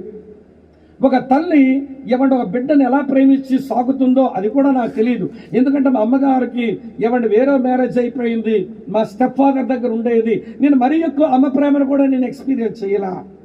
కానీ వినండి ప్రియులారా, అక్క దగ్గర ఒక అక్క ప్రేమ ఒక అమ్మ ప్రేమ ఎంత బాగుంటుందో మాకు అర్థమయ్యేది. ఇదే ఊర్లో బ్యాప్టిస్ట్ చర్చ్ పనిచేసిన టిఎల్పి గోమాస్ అన్న అక్కను అడేవాడు అప్పుడప్పుడు మేము ఉంటున్నప్పుడు, ఏంటక్క మొత్తం అంతా జీతం అంతా ఇచ్చేస్తున్నావు, ఇంటి అద్దె బ్రతకడానికి కొంచెం పైసలు అంతే, ఇంటికి అద్దె తినడానికి కొంచెం పైసలు అంతే, మొత్తం డబ్బులన్నీ స్టూడెంట్స్ మినిస్ట్రీకే. ఆ స్వామికి ఏదో కొని పెడతావు, ఆ చిన్నవాడు అబ్బాయికి ఏదో కొని పెడతావు, ఈ భాస్కర్కి ఏదో కొని పెడతావు, ఆ జ్యోతికి ఏదో కొని పెడతావు, ఇంతగా డబ్బులన్నీ పిల్లల మీద ఖర్చు పెడుతున్నారు అనేవాడు గోమాస్ అన్న. ఈ ఊర్లోనే చాలా కాలం పనిచేశాడు. ఏమండి కావల్లో బ్యాప్టిస్ట్ చర్చ్లో డిఎల్పి గోమాస్ గారు. ఆయన అంటుంటే అసలు ఈ అక్కకేమైనా దిమాగ్ ఖరాబ్ అయ్యిందా, ఎవరైనా కష్టపడి ఉద్యోగం చేసుకుని పైసలు తెచ్చుకుంటే పైసా పరగా వెనక్కేసుకుంటారు కానీ మొత్తం అంతా ఖర్చు పెట్టేస్తుంది అనిపించింది. కానీ వెళ్ళినప్పుడు ఆమె బాధ, ఆమెను విడిచిపెడుతున్నప్పుడు మా వాళ్ళు చెప్పే మాటలు నా చిన్న వయసులో డిగ్రీ చదువుతున్న ఆ వయసులో వింటున్నప్పుడు ఆమె ఆత్మల కొరకు తనకు ఉన్న ఆదాయం అంతా వేయపరుచుకుని పోయింది. ఏం మిగిల్చుకోవాలా, తను తాను ఆత్మల కొరకు సమస్తాన్ని వేయపరుచుకుని పోయింది. ఈ రోజున భక్తే సంపాదనే. ఎవడు అవసరం తెలిసినా అలాగా ప్రార్థన చేద్దాం. ఇది ఒక నంగరాచి మాట. బాగా వచ్చే పదం ఏంటో తెలుసండి, ఉత్తుగా వీళ్ళు ప్రార్థన చేసింది కూడా అబద్ధమే. ప్రార్థన చేసే దేవుడు ప్రేరేపించడు, కానీ ప్రార్థన కూడా చెయ్యరు. ఊరికే ముఖం తుడుపు మాటలు ప్రార్థన చేద్దాం, మరి పని ఎవడు చేస్తాడు, అవసరం ఎవడు తీరుస్తాడు. నీ దగ్గర లేదు అనుకుంటే ప్రార్థన చేద్దాం, నా దగ్గర లేదు, ఉంటే ఇచ్చేదాన్ని, ఉంటే ఇచ్చేవాడినంటే పర్వాలేదు, కానీ నీ దగ్గర ఉండి కూడా ఇవ్వడం మానేసి ప్రార్థన చేద్దాం తమ్ముడు అండం ఇది నంగనాచి డైలాగ్ కాదు. వినండి ప్రియులారా, ఒకవేళ తమ్ముడు నా దగ్గర డబ్బులున్నాయి, నీ దగ్గర అవసరం ఉంది, ఇవ్వాలని నాకుంది, కానీ నాకు ప్రభు నడిపింపు ఇవ్వాలి, నేను ఇవ్వడమో మానడమో తర్వాత చూస్తాను, నువ్వు ప్రార్థన చేసుకో, నేను కూడా ప్రార్థన చేస్తానని చెప్పి ఆడికి ప్రార్థన నేర్పించి మీరు ప్రార్థన చేసి సహాయపడితే ప్రైజ్ ది లార్డ్, మీరు మెచ్యూర్డ్ గ్రాడ్యుయేట్ అన్నమాట. మనం ఇచ్చే మనసు లేకపోయే, ఖర్చు అయ్యే మనసు లేకపోయే వచ్చే పదమే ఒకటి ఉంటుంది. ఏంటో తెలుసా అండి, ప్రార్థన చేద్దాం. వినండి, ఒకసారి విజయవాడ ఈజిఎఫ్ బ్రదర్స్ అంతా ఒక దగ్గర ఉండి ప్రార్థన చేస్తున్నారట. వాళ్ళ ప్రేయర్లో కీ పాయింట్ ఏంటంటే, ఒక అక్కను ఒకడు మ్యారేజ్ చేసుకుని, ఏమండి ఈజిఎఫ్ అక్కను ఒకడు మ్యారేజ్ చేసుకుని చాలా ఘోరంగా ఆమెను విడిచిపెట్టేశాడు. వీళ్ళంతా అక్క జీవితం ఎట్లా అయిపోయిందని వారు సిన్సియర్గా వారు ప్రార్థన చేస్తుంటే ఒక గాడ్ సర్వెంట్ ఏదో అక్కడికి వచ్చి సర్దుకొని మళ్ళీ తన ఊరికి తను వెళ్ళిపోవాలి, అందుకని వచ్చి వారు ప్రార్థన వింటుంటే ఈ జీవితం పాడైపోయిన అక్క గురించి వీళ్ళంతా ఎంత సిన్సియర్గా ప్రార్థన చేస్తున్నారు అని అనుకొని వింటున్నారా లేదా. అందులో ఒక అబ్బాయిని లేపి, తమ్ముడా బస్ స్టాండ్ అయినా అనుకొచ్చు దింపవా, నాకేమీ ఫెసిలిటీ లేదు అంటే అలాగే అన్నని చెప్పి అతన్ని బండెక్కించుకొని ఏమంటే విజయవాడ బస్ స్టాండ్లో దించినాడు. దించే లోపు ఏంటి మీరు ఎవరో అమ్మాయి గురించి చాలా సీరియస్గా ప్రార్థన చేస్తూ ఏమైందనంటే ఈ అబ్బాయి ఏమో అంతా చెప్పాడట. సరే అక్క వయసు ఎంత అన్నాడు, ఈయన వయసు చెప్పాడు ఈ అబ్బాయి. సరే నీ వయసు ఎంత అన్నాడు, ఈ అబ్బాయి వయసు చెప్పాడు. నీకు పెళ్ళయిందా అన్నాడు, ఇంక అవ్వలేదన్న అన్నాడు. మరి ఇప్పుడు ఆమె జీవితం పాడైపోయింది, ఆమె నీకంటే చిన్నది, ఆమెకి ఎవరో మళ్ళీ జీవితం చక్కబడాలని మీరు భారంగా ప్రార్థన చేస్తున్నారు, నీకు ఇంకా పెళ్ళి అవ్వలేదు కదా, మీరు ప్రార్థన చేసి ఎవడొచ్చి చేసుకోవాలి మీ అక్కను, నువ్వు చేసుకోరాదా అన్నాడు. చేసుకోరాదా? మరి ప్రార్థన చేస్తున్న ఆమెకేమో పెళ్ళయింది, అతగాడు దుర్మార్గుడు, జీవితం చెడిపోయింది, మరి మీకు లైఫ్ ఇవ్వరాదా, మీరు బిలీవర్స్గా నువ్వు ఇవ్వరాదా అంటే అతనికేమో అర్థం కాలేదట. ఇదేంటారు బాబు ఇట్లా అడిగేశాడు ఈయనని మొత్తాన్ని బస్ ఎక్కించేసి మళ్ళీ వెనక్కి వెళ్ళి ప్రేయర్లో కూర్చుందామని వెళ్తుంటే నిజమే కదా, నేను ప్రార్థన చేస్తుంటే పరిష్కారం దేవుడు ఎక్కడి నుంచి ఇస్తాడు, పరిష్కారం మా దగ్గర ఉండొచ్చుగా, అని చెప్పి మళ్ళీ బస్ స్టాండ్కి వచ్చి మైకులో పలానా ఆయన ఎక్కడుంటే ముందుకు రండి, ఇవ్వండి ఎంక్వైరీ కౌంటర్ రండి అని మైకులో చెప్పించుకొని విజయవాడలో ఆయన వచ్చిన తర్వాత అన్నట్టు, అన్న మీరు చెప్పిన మాట నాకు అర్థమైంది, ప్రార్థన చేస్తామని చెప్పే మాట అది వేషధారణ అనిపిస్తుంది, పని చేయగలిగిన వాళ్ళమై ఉండి చేయకుండా ప్రార్థన చేస్తామని దాటేసుకోవడం అది తప్పనిపిస్తుంది. మా ఇంట్లో ఒక్కడే రక్షణ పొందాను, మా ఇంట్లో వాళ్ళు ఒప్పుకోరు, కాబట్టి మీరు వచ్చి మాట్లాడతారంటే ఆయన ప్రయాణం ఆపుకొని బయలుదేరి వెళ్ళాడు అవనగడ్డ వైపు. మీ అమ్మగారితో నేను మాట్లాడతాను పదా అని చెప్పి వెళ్ళి, అమ్మా మీ అబ్బాయి వాళ్ళు ఇలా ప్రార్థన చేస్తున్నారు, నాకే ప్రేరణ వచ్చింది, దేవుని సేవకుడు చెప్పాను, మరి ఏమంటావనంటే, దేవుని చిత్తం ఏదైతే చేయండి బాబు, మేమేమంటాం అంది ఆవిడ. పెళ్ళి అయిపోయింది వాళ్ళిద్దరికి. అర్థవంతంగా జీవించే 10 మందికి ప్రయోజకులు అయ్యారు వాళ్ళు. నేను మాట మీకు ఎందుకు చెప్పానంటే, ఖర్చవడానికి ఇష్టం లేని వాడే వినండి కపటంతో మాట్లాడతాడు. ప్రార్థన చేద్దాం తమ్ముడు, బొగ్గలు తిప్పుతూ మాట్లాడతాడు. బొగ్గ మీద పొడిచినోడు లేకీడికి ఏమనుకోకండి, వాళ్ళు పొడుస్తున్నారు భయపడతారు ఎవరి పోతే నా ముందు రావడానికి.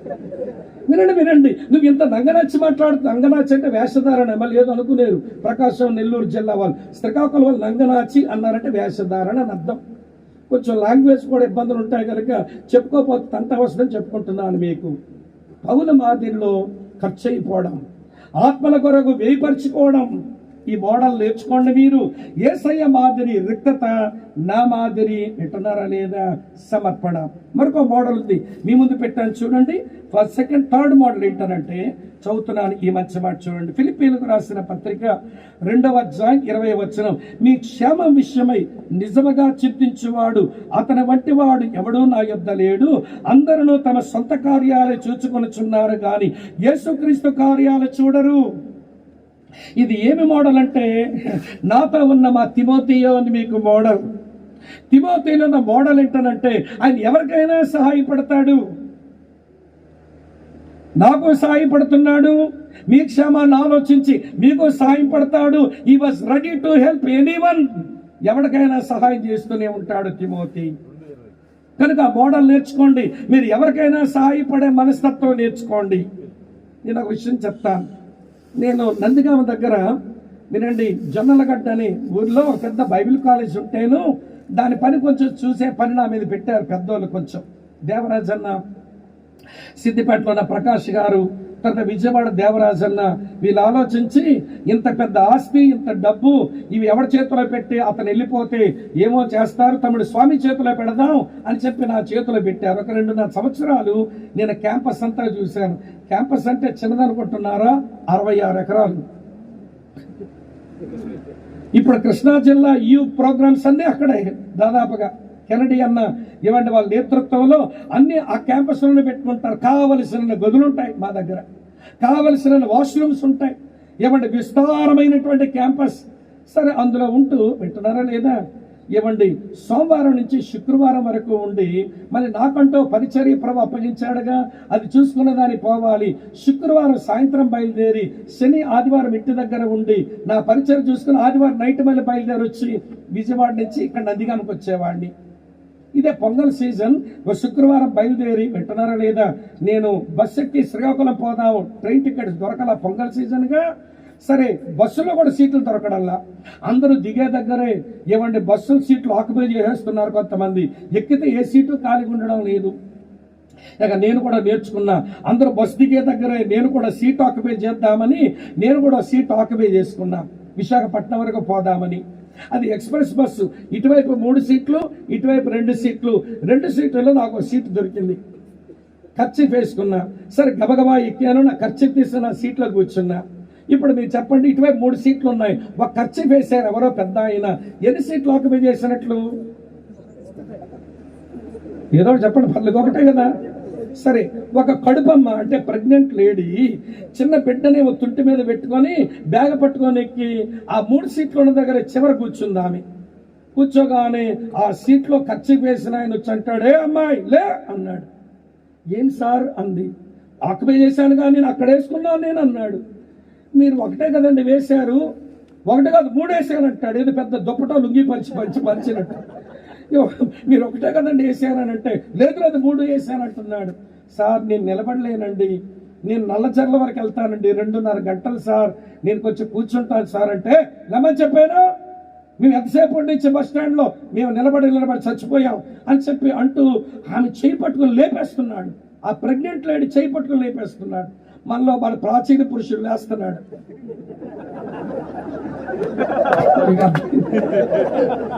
ప్రాచీన పురుషులు లేస్తే ఎవడరా వీడు, అరే ఓ ప్రెగ్నెంట్ లేడీ బ్రతిమలాడుతున్నా కానీ చెయ్యి పట్టుకొని లేపేస్తున్నాడు.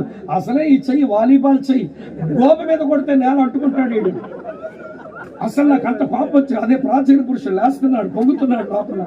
మొత్తానికి నా కోపం ఎక్కి అతను జబ్బ పట్టుకొని ఇలా తిప్పాను. నా కర్మకాల జోబి మీద యేసు రక్షించును అని ఉంది.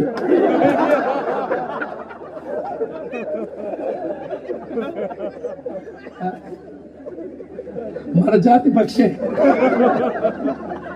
ఇక ఏమన్నా సార్, ఒక గర్భిణీ స్త్రీకి మీరు ఇవ్వడానికి అంత ఇబ్బంది పడుతున్నారు, సరేలేండి అనేసి ఆమెకమ్మ నా సీట్లో కూర్చో, 2.5 గంటలే కదా నిలబడతానని చెప్పి ఆమె నా సీట్లో కూర్చోబెట్టి ఆయన తన్నాను, సార్ ఈ బ్యాడ్జ్ అన్నా తీసేయండి లేదా మీ వైఖరన్నా మార్చుకోండి, మీరు అస్సలు బాగులేదు, మీరు యేసు ప్రభుని ఐడెంటిఫై చేస్తున్నారు, ఇక్కడ యేసు ప్రభుని మీరు చూపిస్తున్నారు ఈ బస్సులో ఆ బ్యాడ్జ్ పెట్టుకొని, కానీ మీ వైఖరి చూస్తే యేసు నమ్మినట్టు అనిపించట్లేదంటే నేనేమనుకున్నా, దేవుని సేవకుడు అసలు ఆ మాట చెప్పొద్దు. నువ్వు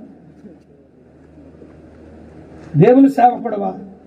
ఒక మనిషి సహాయపడే మనస్తత్వం లేదు, నువ్వు దేవుని సేవకుడువా అని అనేసరికి ఇక ఎందుకులే వాదన, అందరూ చూస్తున్నారు, క్రైస్తవుడు కొట్లాడుకున్నట్టుంటుంది ఈ బస్సులో అని.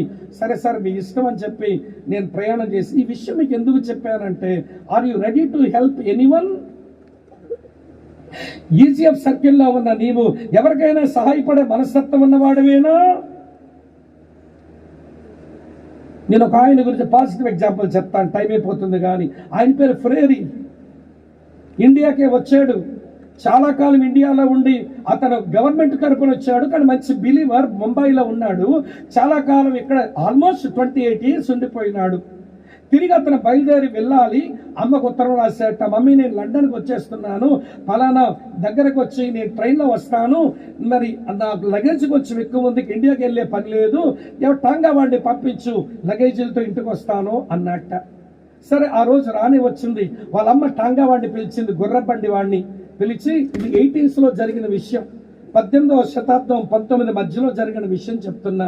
మా అబ్బాయి ట్రైన్కి వస్తాడు, లగేజీలతో వస్తాడు, తీసుకొస్తావు అంటే టాంగా వాడన్నట్ట, మీ అబ్బాయి ఎలా ఉంటాడమ్మా, మీరు వస్తారన్నాడు. నేను రాలేను ముసల్దాన్ని, నువ్వే తీసుకొచ్చేయి అనింది ఆమె. ఎట్లుంటాడమ్మా మీ అబ్బాయి అంటే, గోడ మీద చిన్నప్పుడు ఫోటో తీసుకొచ్చి చూపిస్తుంది ముసలి పీనుగు, ఈడే నా కొడుకు అంటుంది. ఇప్పుడు ఇలాగే ఉన్నాడా మేడం అన్నాడు. ఇలాగెందుకు ఉంటాడు, వాడు ఇండియాకి వెళ్ళే 28 years అయిపోయింది, వాడు చాలా పెద్ద అయిపోయి ఉంటాడు, ఇప్పుడు నా వయసే 87, ఆడి వయసు 60 పైన ఉంటుంది అంటే మరి ఎట్లమ్మా పోల్చుకునేది రైల్వే స్టేషన్లు అంటే, ఒక్క నిమిషం ఇట్లా కళ్ళు మూసుకొని అందట నా కొడుకును పోల్చుకోవడం చాలా తేలికంది.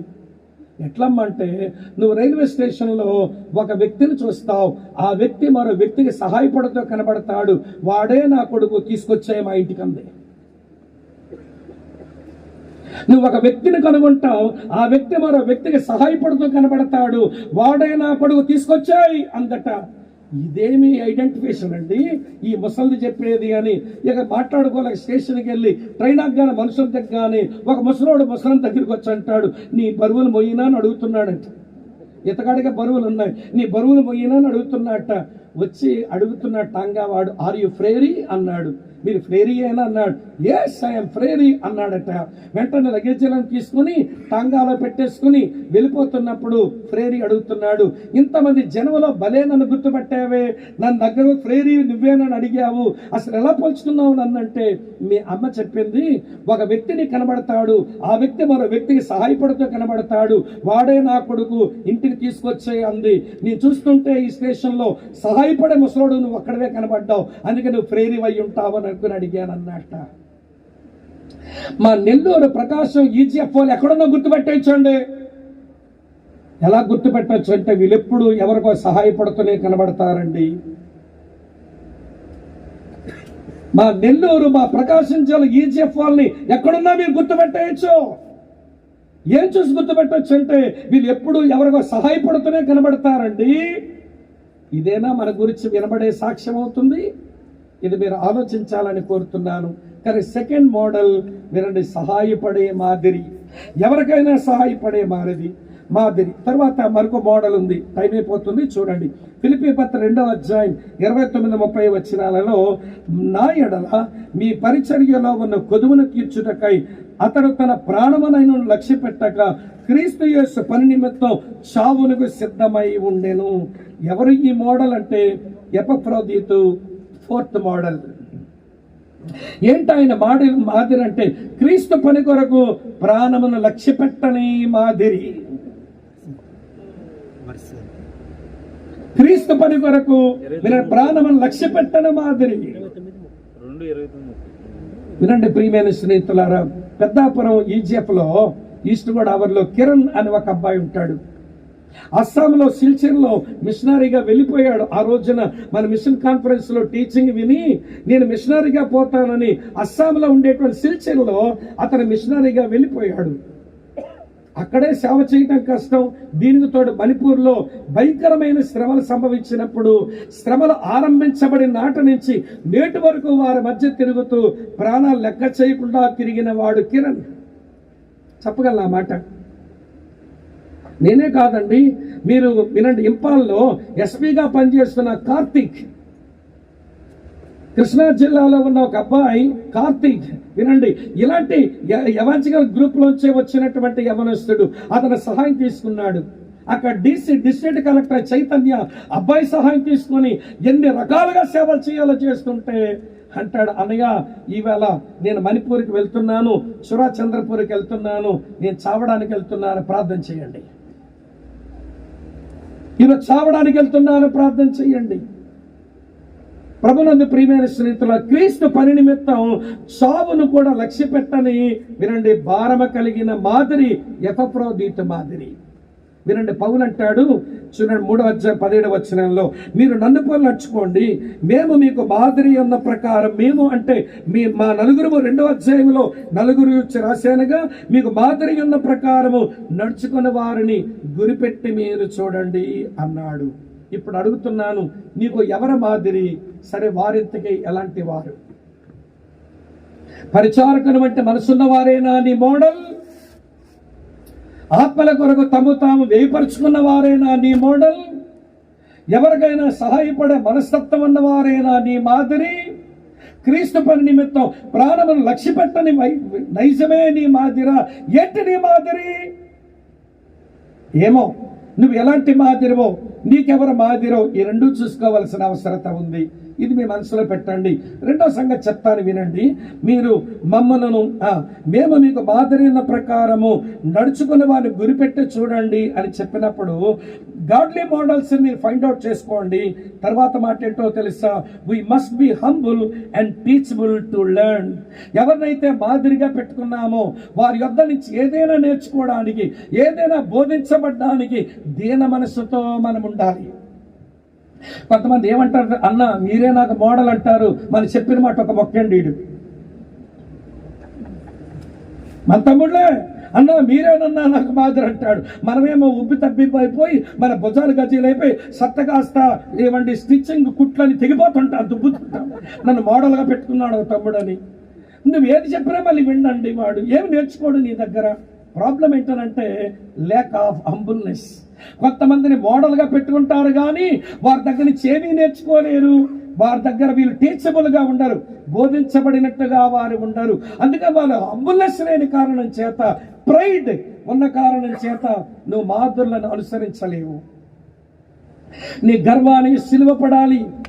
యాకోబు అందుకో మాట రాశాడు కదా, మనం ఎరుగుదాం. యాకోబు రాసిన పత్రిక 4వ అధ్యాయం మనం 6వ వచనంలో మనం చదువుతా మాట, దేవుడు అహంకారులను ఎదురించేవాడు, దీనులకు తన కృపను అనుగ్రహించేవాడు. 1 పేతురు 5వ అధ్యాయం మళ్ళీ ప్రియులారా ఆ 5-6 వచనాలు చదివినప్పుడు అదే మాట రాసి ఉంటుంది.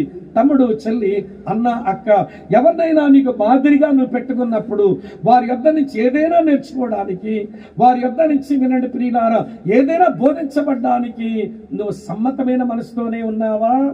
అప్పుడే గురిపెట్టి చూడగలవు నీ మాదిరిని. మూడో విషయం చెప్తాను. సరే, ఎవరినైతే మాదిరిగా పెట్టుకున్నావో వినండి, we need to develop intimate fellowship with the models. ఎవరినైతే మాదిరిగా పెట్టుకున్నావో వాళ్ళతో సన్నిహితమైన సంబంధాన్ని నువ్వు అభివృద్ధి చేసుకోవాలి, తరచూ కలుసుకోవాలి. తమ్ముడు, ఎవరు నీకు మోడల్ అన్నావు? ఆ అన్ననో లేక అంకుల్నో ఎప్పుడప్పుడు కలుస్తున్నావు? చెల్లెళ్ళారా, ఎవరు నీకు మోడల్ అని చెబుతున్నావు? నీకు మోడల్గా పెట్టుకున్న అక్క, ఒక ఆంటీ, ఎన్నిసార్లు ఆ వ్యక్తిని కలుసుకుంటున్నారు మీరు? ఇవన్నీ చెప్పుకోవడానికి బాగుంటాయండి, జీవితంలోనికి రావడం లేదు. నీవు ఎవరినైతే మోడల్గా పెట్టుకున్నావో వాళ్ళతో తరచుగా నువ్వు టచ్లో ఉండాలి, తరచుగా వాళ్ళతో సరైన సత్సంబంధాలు కలిగి ఉండాలి. లేకపోతే వాళ్ళ మాదిరి షాడో నీ మీద పడదు. ఆ మోడల్ షాడో మన మీద పడాలనంటే వాళ్ళతో సన్నిహితమైన సంబంధమే మనం కలిగి ఉండాలి. సరే, ఇంకో మాట చెప్తాను వినండి. 4వ మాట, we must be ready to change. ఆ మాదిరి మనకి ఏదైనా చెప్పినప్పుడు మార్చుకోవడానికి మనం రెడీగా ఉండాలి. అప్పుడే ఒక మాదిరిని కలిగి నువ్వు బ్రతుకుతున్నావన్నమాట. నువ్వు రెడీయేనా? ఈ విషయం కూడా ఎందుకో చెప్పబుద్ధి అవుతుంది, చెప్తాను మీకు. మా దగ్గర ఒక అబ్బాయి వచ్చాడు, మా దగ్గరికి వచ్చి ప్రభువులు ఎదుగుతున్నాడు. తమ్ముడు వాళ్ళ ఇంట్లో ఒక్కడే యేసు ప్రభుని నమ్మిందండి. వాళ్ళ బాబాయ్ విజయనగరం జిల్లాలో ఒక మండలంలో మండల ప్రెసిడెంట్గా చేసినాడు. తరువాత మున్సిపల్ చైర్మన్ కూడా పనిచేసినాడు వాళ్ళ బాబాయ్. వాళ్ళ అన్నయ్య గారి బిడ్డ అన్నమాట. వీడు ఒక్కడే వచ్చాడు, యేసు ప్రభుని నమ్మాడు. నమ్మిన తర్వాత వాడు ఏ స్థాయికి వెళ్ళాడనంటే, ఏ రోజైనా ఎవరికైనా సువార్త మా ఇంట్లోనే ఉండేవాడు. ఏ రోజైనా ఎవరితో అయినా సువార్త చెప్పకపోతే ఆ రోజు వాడు భోజనం చేయడు. అంతే. తమ్ముడు, భోజనం చేయవేమి అన్న, ఈరోజు ఎవరికి సువార్త చెప్పుకోలేకపోయానన్నా, అంతే. మేము కూడా ఇబ్బంది పెట్టలేదు ఎప్పుడు. అలా ఉండేది వాడి పౌరుషం, భక్తిలో. సరే, చివరికి పెళ్లి చేసుకోకుండా దేవుల్లో ఉంటానన్నాడు. ఊరే బాబు, నా కొంప కొల్లేరు చేసేలా ఉన్నావురా, మా ఇంట్లో ఉన్నా, మీ బంధువులు వచ్చి నా మీద పడేలా ఉన్నా, పెళ్లి చేసుకున్నట్టావేంటి తమ్ముడు? నువ్వు దేవుల్లో సరిగా ఉండాలంటే నీకు పెళ్లి అవసరం, చేసుకోవాలని 2 గంటలు కూర్చొని మాట్లాడానండి. తూమ్ మీద కూర్చొని పొలం దగ్గర కూర్చొని వాడితో మాట్లాడితే మొత్తాన్ని పెళ్లి చేసుకుంటానన్నాడు. కొంచెం నా గుండెలో బరువు తగ్గింది.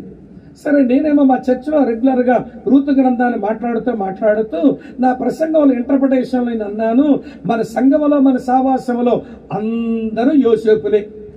ఆడపిల్ల జీవితం బాగులేక వదిలేద్దాం అనుకుంటారు, కానీ మన సంఘంలో సావాసం బోయజులు ఉండరా అన్నాను. ఇక్కడ ఉన్నారా లేదా మీరు? అందరూ యోసేపులే, మన దగ్గర బోయజులు పుట్టరా అన్నాను నేను. అది ప్రియులారా, బోయజు ఎలాగా రూతును తన జీవితంలో తీసుకోవడానికి ఇష్టపడ్డాడో అది వర్ణించి 4 అధ్యాయం చెప్పేసరికి వర్షిప్ అయిపోయింది, సర్వీస్ అయింది. ఇంట్లోకి రాగానే వచ్చి అంటాడు, అన్నా మీకు ఆ విషయం చెప్పాలనుకుంటున్నాను. చెప్తామడు అన్నాను. ఏమి లేదన్నా, నేను బోయజులు అవుతానన్నాడు.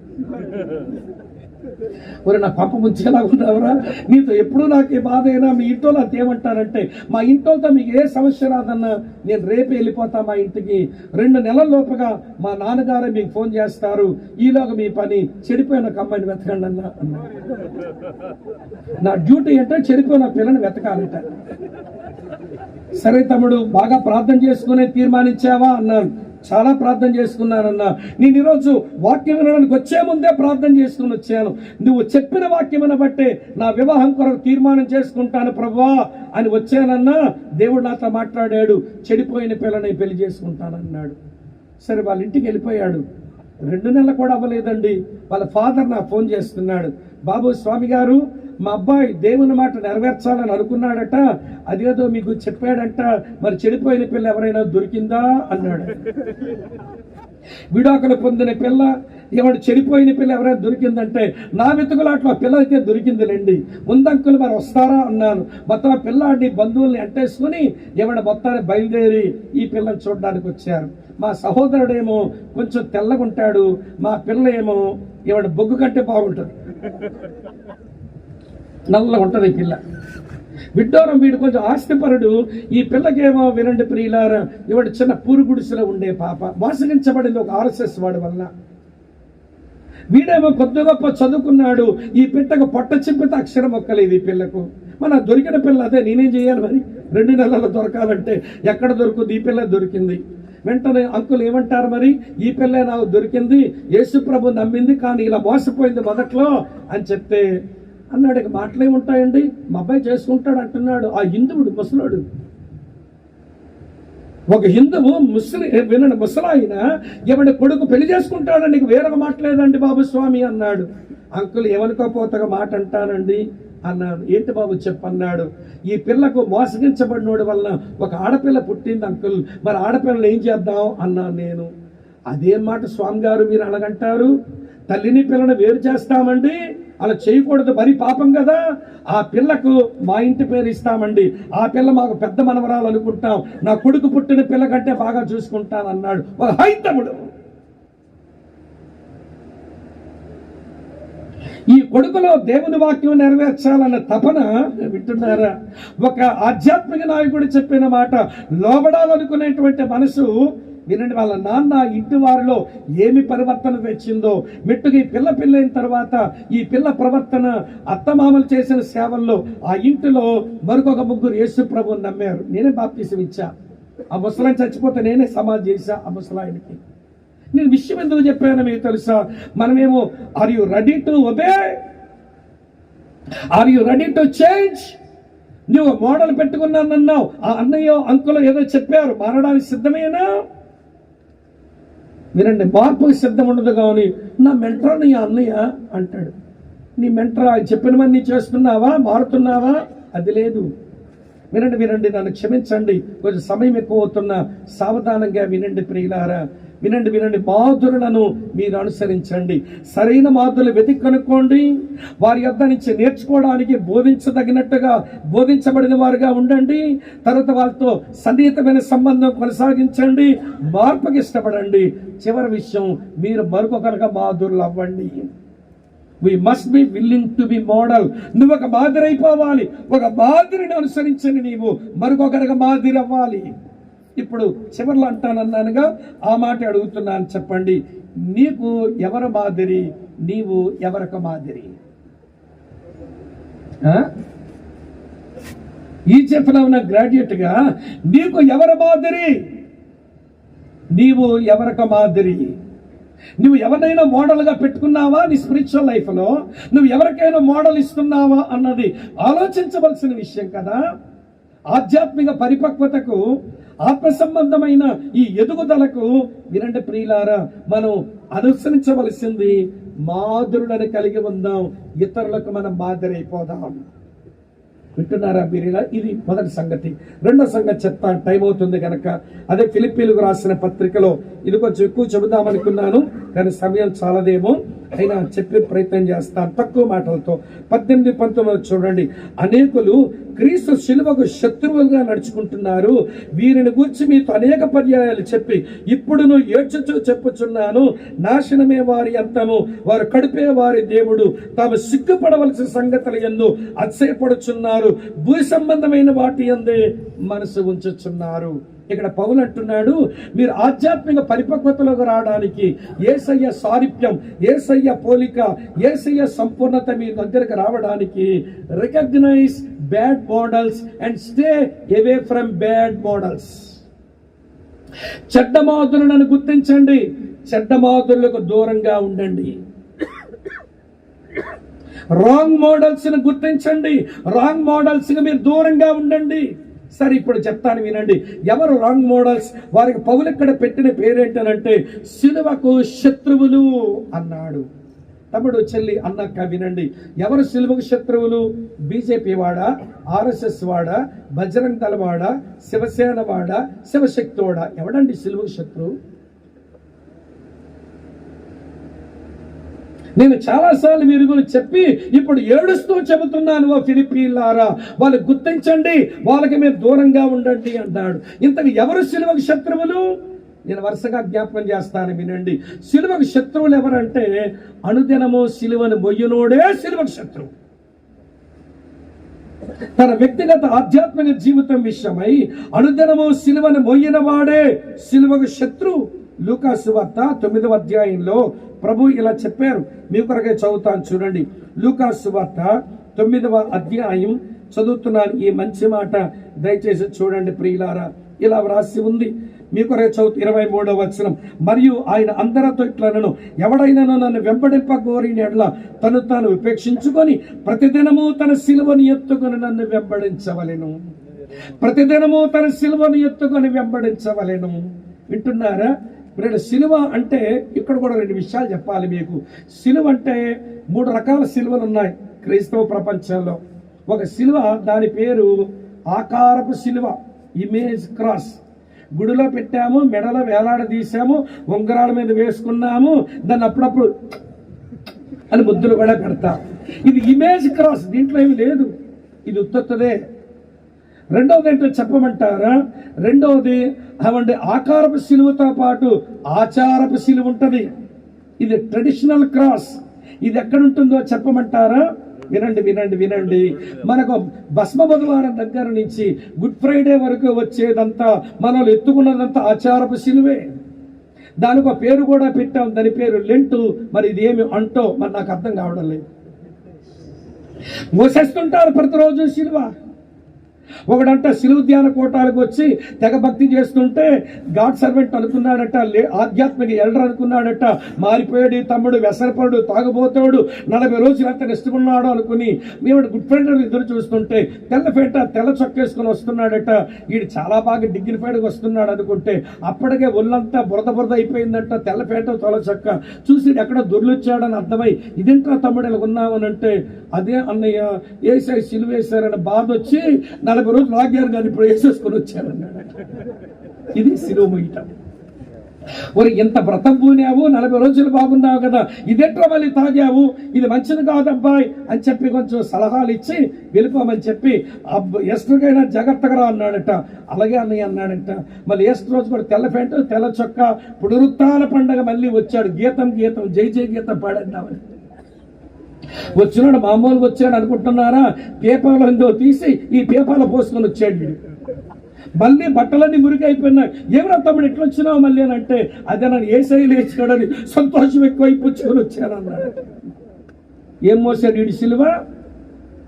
ఇదేనా సిలువను మోయటం అంటే? ఆకారపు సిలువ కాదు, ఆచారపు సిలువ కాదు, ఆధ్యాత్మిక సిలువ, స్పిరిచువల్ క్రాస్. కొంతమంది స్పిరిచువల్ క్రాస్ మొయ్యరు. స్పిరిచువల్ క్రాస్ ఏంటో చెప్పమంటారా? ఆధ్యాత్మిక సిలువ అంటే అవమానం, ఆధ్యాత్మిక సిలువ అంటే శ్రమ, ఆధ్యాత్మిక సిలువ అంటే మరణం. అంతే. ఈ దినము నేను సిలువను మోయడానికి నిద్రలేచాను అనుకుంటే నువ్వేమైనా ప్రార్థన చేసుకోవాలో తెలుసా? ప్రభా, ఈ రోజు నేను పొందవలసిన అవమానం అంతా నాకు ప్రసాదించవా? ప్రభా, ఈ దినము నేను సిలువను ఎత్తుకోవాలి గనక ఈ రోజు నేను పొందవలసిన శ్రమ ఏదైనా ఉంటే త్వరగా నాకు ఇది ఇచ్చేవా? ఈ రోజు నేను ఏదైనా విషయంలో నేను మరణించవలసి ఉంటే ఆ మరణ పనువు నాకు ప్రసాదించవా?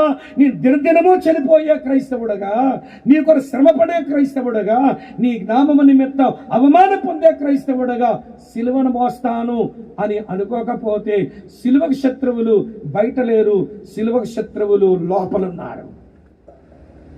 ఎవరండి సిలువకు శత్రువులు అంటే? అనుదినము సిలువను మోయిన వారు. ఒకటి. రెండవ సంగతి చెప్తాను వినండి ప్రియులారా. ఎవరండి సిలువకు శత్రువులు అని అంటే, సిలువ శక్తిని తక్కువగా ఎంచేవారు. 1 కొరింథీ 1:18 ఉంటుంది. సిలువను గూర్చిన వార్త నశించుచున్న వారికి వెరితనం గాని, రక్షించబడుతున్న మనకది దేవుని శక్తి. సిలువలో దేవుని శక్తి ఉంది. అది అనుభవించిన వాడు సిలువకు శత్రువే. 3వ మాట చెప్తాను వినండి. ఎవరండి సిలువకు శత్రువులు అని అంటే, ఈ మాట కూడా వినండి ప్రియులారా. నా రక్షణకు సిలువ కార్యం చాలదు అని అనుకునేవాళ్ళు. నా పాపక్షమాపణ రక్షణకు యేసు ప్రభు సిలువలో చేసిన కార్యం చాలదు, దానికి నేనేదో చెయ్యాలి అని తన హ్యూమన్ ఎఫర్ట్స్ కలుపుతారే, వీళ్ళే సిలువకు శత్రువులు. వినండి ప్రియమైన స్నేహితులారా, యేసు ప్రభు ఉచితంగా విశ్వాసంతో కృపతో సిలువ కార్యాన్ని బట్టి రక్షిస్తానంటే కొంతమంది అంటారు, మెట్టుందా, మోకాలుందా, కంచుందా, కాపుదలుందా, చీకట పట్టినోడా, దొంగ బండికి వచ్చినోడా, టికెట్ చిప్పేవరా అంటారు. స్టేషన్కి వెళ్ళి టికెట్లు కొని చింపుతాను నేను.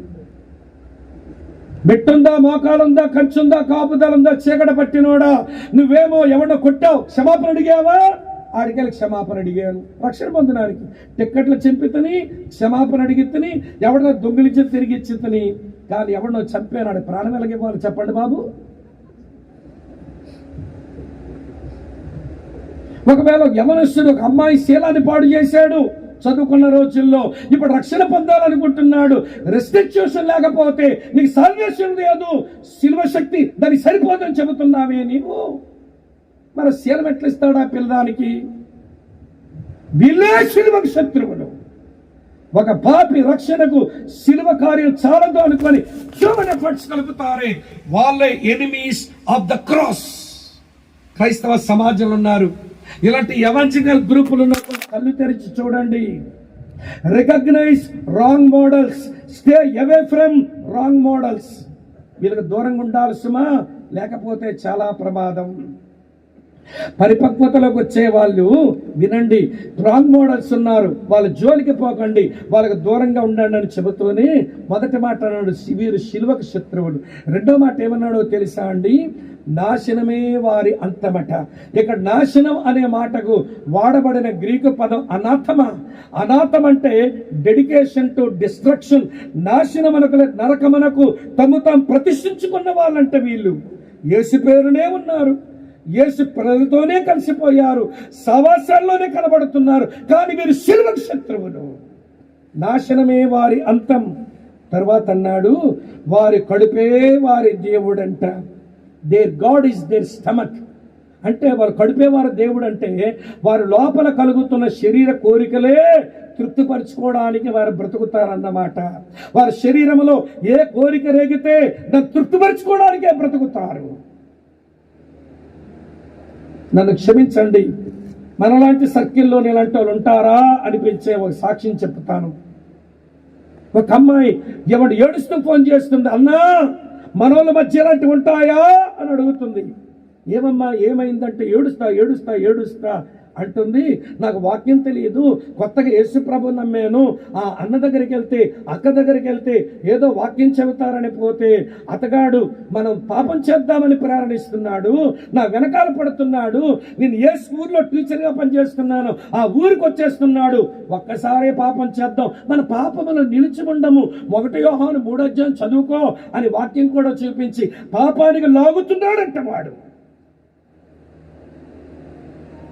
వాడి కడుపే వాడికి దేవుడు, వాడి కోరికలు తీర్చుకోవడమే వాడికి దేవుడు. వీరే శిలువకు శత్రువులు. Recognise them and stay away from them. అది పౌలు ఇచ్చినటువంటి సలహా. 3 చెప్పాను. ఇంకో మాట అన్నాడు ఇక్కడ, ఏమన్నాడో తెలుసా అండి? వారు సిగ్గుపడవలసిన విషయాలు యందు అతిశయపడుతున్నారట. నేను అప్పుడప్పుడు అడుగుతుంటాను, అన్న మంచి ఇల్లు కట్టామన్నా డెడికేషన్ మీరు రావాలంటే వెళ్ళి డెడికేషన్ చేశాక ఇక్కడ చాలా బాగా ఇల్లు కట్టారు సిస్టర్, బాగా సంబరపడుతున్నారు, పరలోకంలో ఎంత ఇల్లు కట్టారో అన్నాను. అదేంటన్నా అలాగ అడిగావు? మరి యేసు ద్వారా పరలోకంలో పెట్టుబడి పెట్టి నీకు ఒక మంచి నివాసం ఏర్పాటు చేసుకున్నావా అంటే అదే లేదండి, అక్కడ ఇల్లు లేదు కానీ ఎక్కడ ఇల్లు కొరకు సంబరం. మహాతల్లికి సిగ్గుపడాలిగా, అక్కడ ఏమీ లేదు దానివి. తర్వాత మన ప్రోగ్రాముల్లో మేము ఎంత ఖర్చు పెట్టామో తెలుసా అండి? మన డిసెంబర్ అయింది కదా, కొంతమంది చెప్తుంటారు మేమేమో 5 లక్షలు ఖర్చు పెట్టామండి. ఎంతసేపు వాక్యం చెప్పారు? ఏమండి 20 నిమిషాలు వాక్యం అంట. మరి ఎంతమంది ప్రభువుని నమ్మారు? నమ్మినోడు ఎవడు లేడంట. మరి ఏం జరిగింది ఆ ప్రోగ్రాంలో? కలెక్టర్ గారు వచ్చారు, గ్రీటింగ్లు చెప్పారు, ఎమ్మెల్యే గారు వచ్చారు, గ్రీటింగ్లు చెప్పారు, తర్వాత 2-3 స్కిట్లు వేసాం, దాని తర్వాత అదే కొరియోగ్రఫీ, నేను రికార్డ్ డాన్స్ అంటానులేండి, మనం ఒలిమండిపోద్ది. నేను కొరియోగ్రఫీ రికార్డ్ డాన్స్ అంటే అదే కదా మోటు మాట. ఇది రికార్డ్ డాన్స్ అంటే ఒలిమ స్టైల్ కొరియో అట్ట, నీ కొరియో తగలయ్యా. ఏమంటే కొరియోలు వేసేసుకొని మొత్తానికి అన్న వాక్యం ఎప్పుడైనా చెప్పుకుంటాం కదన్నా, 20 నిమిషాలు ముగించేయండి అన్న, భోజనాలు ఉన్నాయి అంటాడు. 5 లక్షలు ఖర్చు పెట్టానని గర్వంగా చెప్పి సిగ్గుపడాలి. 5 లక్షలు ఖర్చు పెట్టి ఎవడాత్మక ప్రయోజనం కలిగించావు? నువ్వు సిగ్గుపడవలసిన విషయాలు అతిశయపడుతున్నావే. శిలువకు శత్రువులు ఎలాగే ఉంటారు, వారు సిగ్గుపడవలసిన విషయాలను అతిశయపడుతుంటారు. వివరణకి ఇవ్వలేకపోతున్నాను, మీరు యోగ్యులు, ఆలోచించగలిగిన వారు ధ్యానం చేయండి. తర్వాత విషయం చెప్తాను. పౌలు చివరగంటాడు, భూ సంబంధమైన వాటి మీదనే మనసు ఉంచుదురు. వాళ్ళది ఎర్త్లీ మైండ్. కరోనా వచ్చి మన మైండ్ ఏంటో తేల్చేసింది. నాకు చాలామంది కరోనా వచ్చాక ఫోన్ చేసేవాళ్ళు, అన్న కోవిడ్ వచ్చిందన్న ప్రార్థన చేయండి అనేవాళ్ళు. చేస్తానని ఎవరికి నేను చెప్పలేదు, నిజంగా చెప్తున్నాను. కాకపోతే ఒక ప్రశ్న అడిగేవాడిని, దానికి జవాబిస్తే అప్పుడు చేస్తానని చెప్పేవాడిని. సరే ఏంటి బ్రదర్ కోవిడ్ వచ్చిందా, అయితే నా ప్రశ్నకు జవాబు ప్రార్థన చేయమంటున్నారు, చేస్తానో చేయనో తర్వాత చెప్తాను కానీ, సరే దేవుడు తగ్గిస్తాడు, తర్వాత ఏం చేస్తారు మీరు బ్రతికి చెప్పండి, నాకు బ్రతికి మీరు ఏం చేస్తారో చెప్పండి అంటే, అదేంటో నాకు అడిగావు, బ్రతకాలి కదా అన్నాడు. నువ్వెందుకు బతకడు, బతికి ఏం బతుకుతాడో వాడికి తెలియడం లేదు, కానీ బతకాలని ఉందంటే వాడికి. కొంతమంది వస్తుంటారన్నా, పిల్లలు లేరన్నా, పెళ్ళి 5 years అయిందన్నా, ప్రార్థన చేయండి అన్నంటే చేస్తానో లేదో తర్వాత సంగతి. కానీ సిస్టర్ మరి పిల్లోడు పిల్ల పుడితే ఏం చేస్తారా పిల్లని, అదేంటి ఎలా అడుగుతాడు వీడు అన్నట్టుగా ఉంటుంది వీళ్ళకి. వీళ్ళ వాళ్ళు ఎత్తలే మైండా లేకపోతే హెవెన్లీ మైండెడ్నెస్, దేంతో బ్రతుకుతున్నారో ప్రాబ్లం దగ్గర తేలిపోతుంది. మీరేమనుకోకపోతే చెప్తాను వినండి. ఆయుష్, ఆరోగ్యం, ఆస్తి, అంతస్తు, పిల్లగాడికి పెళ్లి, పిల్లకు ఉద్యోగం, పిల్లకి మరొక పిల్ల పుట్టేయడం, ఇదే మనసుతో బ్రతుకుతుంటే మనది హెవెన్లీ మైండెడ్నెస్ ఎక్కడొచ్చిందండి? ఇలాంటి ప్రియులారా ఎవాంజలికల్ సర్కిల్లో ఈయో బ్యాక్గ్రౌండ్స్ లో కూడా God will heal you brother, God will bless you brother, God will prosper you brother అంటే నోర్మై, ఇదేంటి మాటలు అని అనవలసింది పోయి, అన్నయ్య ఏం చెప్పాడో, దేవుడు ఆశీర్వదిస్తాడట, దేవుడు దీవిస్తాడట, దేవుడు గొప్ప చేస్తాడట అని మురిసిపోయి ఇంటికి పోతుంటున్నా మన వాళ్ళు. దీని కొరకు ఆమె వచ్చింది వాక్యం వినడానికి. అన్నయ్యలు, చెల్లెళ్ళు, అక్కలు వినండి, మీరేమనుకోకపోతే ఒక మాట చెప్పనా వినండి. భూ సంబంధమైన మనసు అంటే ఇది పంది బుద్ధి అన్నమాట. పంది ఎప్పుడైనా మీదకు చూస్తుందా చెప్పండి, ఇక్కడ ఉన్నారా లేదా? దానికి ఎప్పుడూ మీదకు చూడటం రాదు. దానిని కొట్టి చంపి అమ్ముకునేవాడు కర్రగా ఏలాడదీస్తాడు, అప్పుడు దానికి మీదకు చూసే బుద్ధి లేదు, కానీ తిరగేసి కట్టాడు కాబట్టి ఇట్లా చూస్తుంది. కొంతమంది ఎంతసేపు నేల మీద రోతను వాసన చూసి ఆ రోతను పసిగట్టి ఆ రోతను తిందామన్నట్టుగా భూ సంబంధమైన విషయాలు రోత, ఎంతసేపు దాన్నే వాసన చూసుకొని వాటినే ఏమిటి పసిగట్టి వాటినే తిని బతుకుదామని అనుకుంటే మనం కాదా శిలువకు శత్రువులం? ఇది ఆలోచించాలి. పౌలు అంటాడు, మీరు ఆధ్యాత్మిక పరిపక్వతలోకి రావడానికి, యేసయ్య స్వారూప్యం, యేసయ్య పోలిక, యేసయ్య యొక్క సంపూర్ణతలో రావడానికి రాంగ్ మోడల్స్ ని గుర్తించండి, దానికి మీరు దూరంగా ఉండండి, లేకపోతే మీలో ఆ సారూప్యము, పోలిక, సంపూర్ణత రాదన్నాడు. ముగించేస్తున్నాను, అయిపోయింది. చివరి మాట 21వ వచనాల్లో ఏమన్నాడో తెలుసా? చూడండి 20, మన పౌరస్థితి పరలోకమందున్నది, అక్కడ నుండి ప్రభువైన యేసు అను రక్షకుని నిమిత్తం కనిపెట్టుకుని ఉన్నాము. సమస్తమును తనకు లోపరుచుకున్న జాలిన శక్తిని బట్టి ఆయన మన దీన శరీరమును తన మహిమగల శరీరమునకు సమరూపము గలదానిగా మార్చును. ఈ 2 వచనాల్లో పౌలు అంటున్నాడు, we must maintain a heavenly focus, పరలోకం మీద దృష్టి పెట్టి బ్రతుకుదాం. ఎందుకో మొదటి మాట చూడండి, మన పౌరస్థితి ఎక్కడుందట? పరలోకమందుంది. మనము పరలోక పౌరులం, కానీ భూమి మీద బ్రతుకుతున్నాం. కాబట్టి ముందు మన లాంగ్వేజ్ మారాలి. అంటే మన భాష అది ఆత్మ సంబంధమైన భాష కావాలి. వినండి ప్రియులారా, ఎఫెసీ పత్రిక 4:29లో మన భాష ప్రస్తావన వస్తుంది. తర్వాత వినండి, మన పరలోక పౌరులం కాబట్టి మన వాల్యూస్ పెరగాలి. లోకములో ఉన్న వారి వాల్యూస్ కంటే మన వాల్యూస్ చాలా బాగుండాలి. లోకములో ఉన్న వాళ్ళు అంటారు, ఏయ్ మేము నరహత్య చేయలేదు చూసావా అన్నారు. మనం ఏం చెప్పాలో తెలుసా? మరి నరహత్య చేయకుండా ఉన్న పెద్ద గొప్ప ఏంటరా, మేము మా సహోదరుల మీద కోపమే లేకుండా బతుకుతాం తెలుసా? దేవుని ఆత్మ మా హృదయంలో కుమ్మరించిన ప్రేమ చేత మా సహోదరుల మీద కోపమే లేకుండా మేము బ్రతుకుతామయ్యా. ఆ స్టాండర్డ్ లోకి మా దేవుడు మమ్మల్ని తీసుకెళ్ళాడు. ఇది కదా మనం చెప్పాల్సిన మాట. లోకస్తుడు అంటాడు, మేము వ్యభిచారం చేయటం లేదు చూసారా అన్నారు. మరి వ్యభిచారం చేయకుండా ఉన్నాం పెద్ద గొప్ప ఏంటరా? మేము ఒక స్త్రీ మీద మోహపు చేపు లేకుండా బతికే వాళ్ళం అయిపోయాం. మేము మా స్టాండర్డ్స్ చాలా పెద్దవి. మా అంతరంగంలో మార్పు వచ్చింది. మీరు బయటికేమో కొన్ని పనులు చేయడం మానేస్తున్నారు. మేము కోరుకునేది ఇన్వర్డ్ రియాలిటీ, మీరు చేస్తుంది అవుట్వర్డ్ రిచువల్స్. మా స్టాండర్డ్స్ చాలా గొప్పవి, మేము పరలోక సంబంధమైన మనుషులం. ఇదేనా మన విలువలు? పరలోక పౌరసత్వం ఉంది, భాష, అలాగనే విలువలు, దానితో పాటు వినండి ప్రియులారా, ఇవ్వండి వస్త్రధారణ, వినండి వస్త్రధారణ.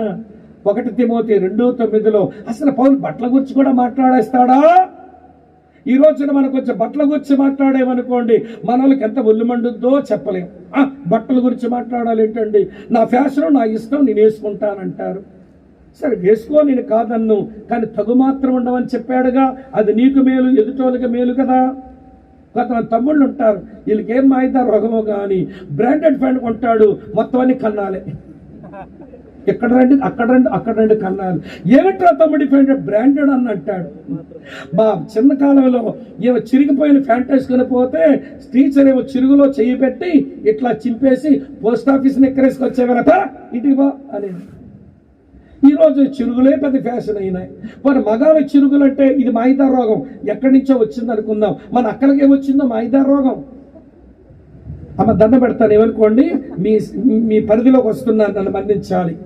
ఈ రోజున క్రిస్టియన్ సర్కిల్లోనండి అక్కడ కూడా ఎట్లా తయారైనాడంటే, ఈ జబ్బకి ఎంత కన్నాం, ఈ జబ్బకి ఎంత కన్నాం, వీపికి ఏమో ఎంత కన్నాం, ఏమిటంటే జబ్బల కన్నాలు. ఆడపిల్ల ఒళ్ళు కప్పుకుంటే సంసారి, ఆడపిల్ల ఒళ్ళు చూపించుకుంటే అది వేశ్య. ఆ సినిమాల్లో పనిచేసే వాళ్ళు వేశ్యల్లాగా బతుకుతున్నారు కాబట్టి ఆడుతూ ఉంటారు, వీడుతుంటారు, ఆడితే యాక్ట్ చేస్తారు, వీడితో యాక్ట్ చేస్తారు. వాళ్ళు ఒళ్ళు చూపించుకుంటే వాళ్ళకి డబ్బులు రావు. అదేంటి అట్లా తయారైపోతున్నారేంటి మన దగ్గర అని అనిపిస్తుంది. మన దగ్గర లేదనుకోండి, నేను చాలా క్రిస్టియన్ సర్కిల్లో తిరుగుతుంటాను కనుక నేను ఎరిగిన వాడిని కనుక చెబుతున్నాను. అలాగనే వస్త్రాలు, అలాగనే వినండి ప్రియులారా, మన ఎయిర్ క్రాఫ్ట్లు. మా తమ్ముళ్ళు ఎట్లయ్యారంటే ఇలా గిడ్డెక్కించుకుంటాడు, మధ్యలో కొంచెం ఉంటుంది, పావురొట్టులా ఎగురుతూ ఉంటుంది. ఏమిట్రా తమ్ముడి క్రాఫ్ అంటే కోడి చుత్తు క్రాఫ్ అన్నట్టు, కోడి చుత్తు పువ్వు క్రాఫ్ అంట. ఎక్కడ నేర్చుకున్నామంటే విరాట్ కోహ్లీ అన్నాడు. విరాట్ కోహ్లీ క్రికెట్ డబ్బులు గడిస్తున్నాడు, మీ అమ్మ బాబు సంపాదించే తగలబడుతున్నావు కదరా, క్రాఫ్ వేసుకుంటేనే విరాట్ కోహ్లీ అయిపోతావా? ఏమిటో తగు మాత్రం లేకుండా మోడస్టీగా ఉండకుండా విపరీతాలు, ఇది కుదరదు. మన పరలోక పౌరులం, మన పరలోక పౌరసత్వం కలిగిన వారం, మన భాష, మన విలువలు, మన వస్త్రధారణ అది దేవుని వాక్య ప్రమాణాలు సరిపోయేగా ఉండాలి అని పౌలు చెప్తున్నాడు. మార్చుకోండి ఇట్లా మీరు. తర్వాత అంటాడు కదా, ముగింపుకు వస్తున్నాను. తర్వాత ఆయన అంటాడు, మీరు యేసు రాకడ కొరకు ఎదురు చూస్తూ మీరు బ్రతకండి.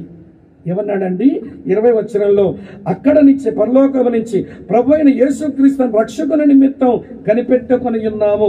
Expectation of Lord's second coming. ఆయన రాకడ కొరకు ఎదురు చూస్తూ బ్రతుకుదాం. ఇలా మీతో చెప్తాను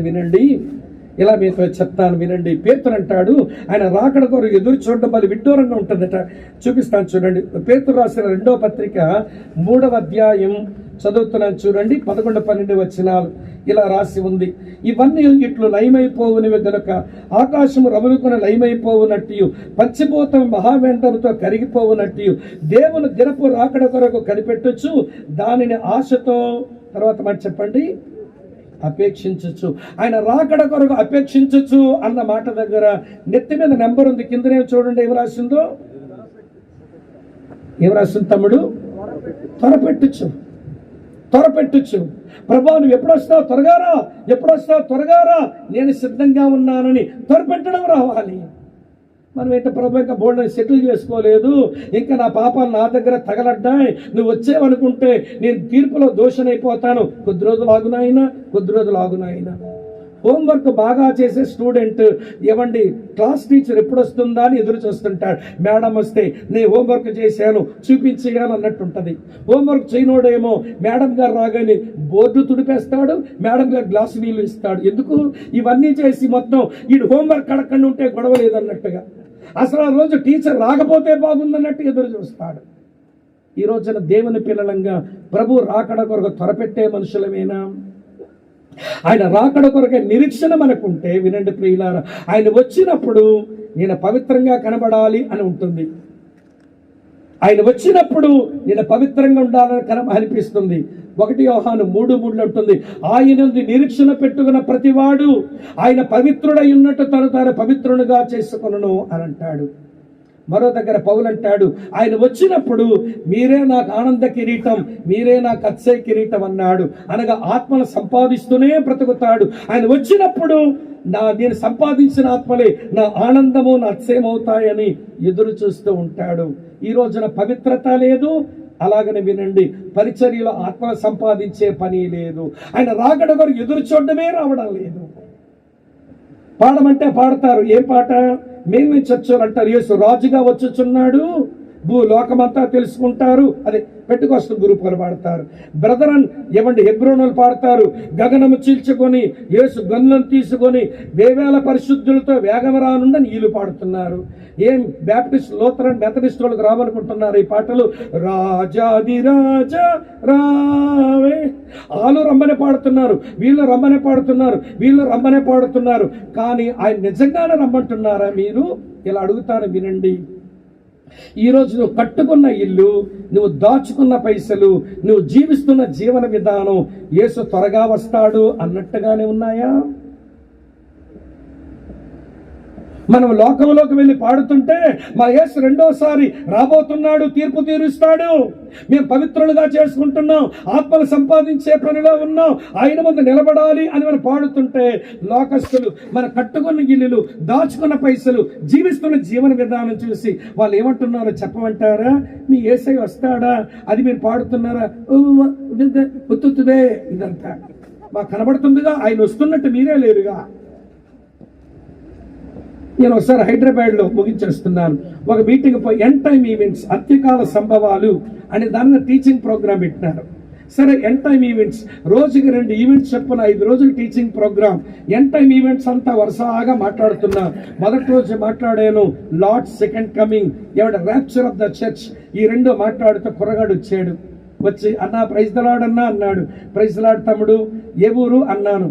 మనవరేనన్నా శ్రీకాకుళం అన్నాడు. ప్రాంతీయ పిచ్చులు ఉంటాయి కదా, అందులో మా శ్రీకాకుళం వాళ్ళ భాగ్యం ఏంటో తెలుసా అంటే, మేము కాశ్మీర్ వెళ్ళినా ఉంటాము, మీరు కన్యాకుమారి వచ్చిన మేము ఉంటాము, ఇటు మీరు ఏమండి ఈశాన్య రాష్ట్రాలకు వచ్చిన మేము ఉంటాము, అటు ముంబైకి వచ్చిన మేము ఉంటాం, ఎక్కడికి వెళ్ళినా మేము ఉంటాం.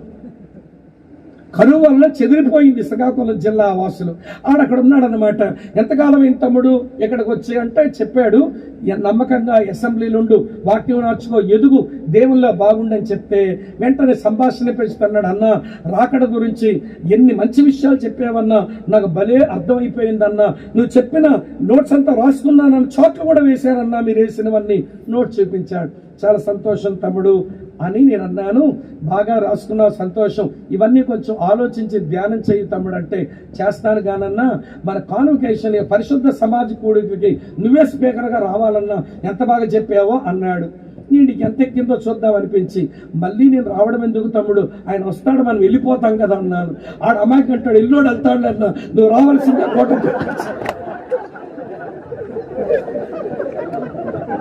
ఎల్లోడు వెళ్తాడు అన్న, రావాల్సిందే కోట పెట్టాల్సిందంటే ఆడు ఎల్లడంటాను ఎల్లడిగినట్టు చూడండి. అంటే మన వాళ్ళకి యేసురాకడ గురించి ఏమి బుర్రకెక్కిందో అర్థమైంది అనుకుంటాను. మీకు పాడుకుంటున్నాం, చెప్పుకుంటున్నాం, కానీ అది మనసు గట్టిగా పట్టలా.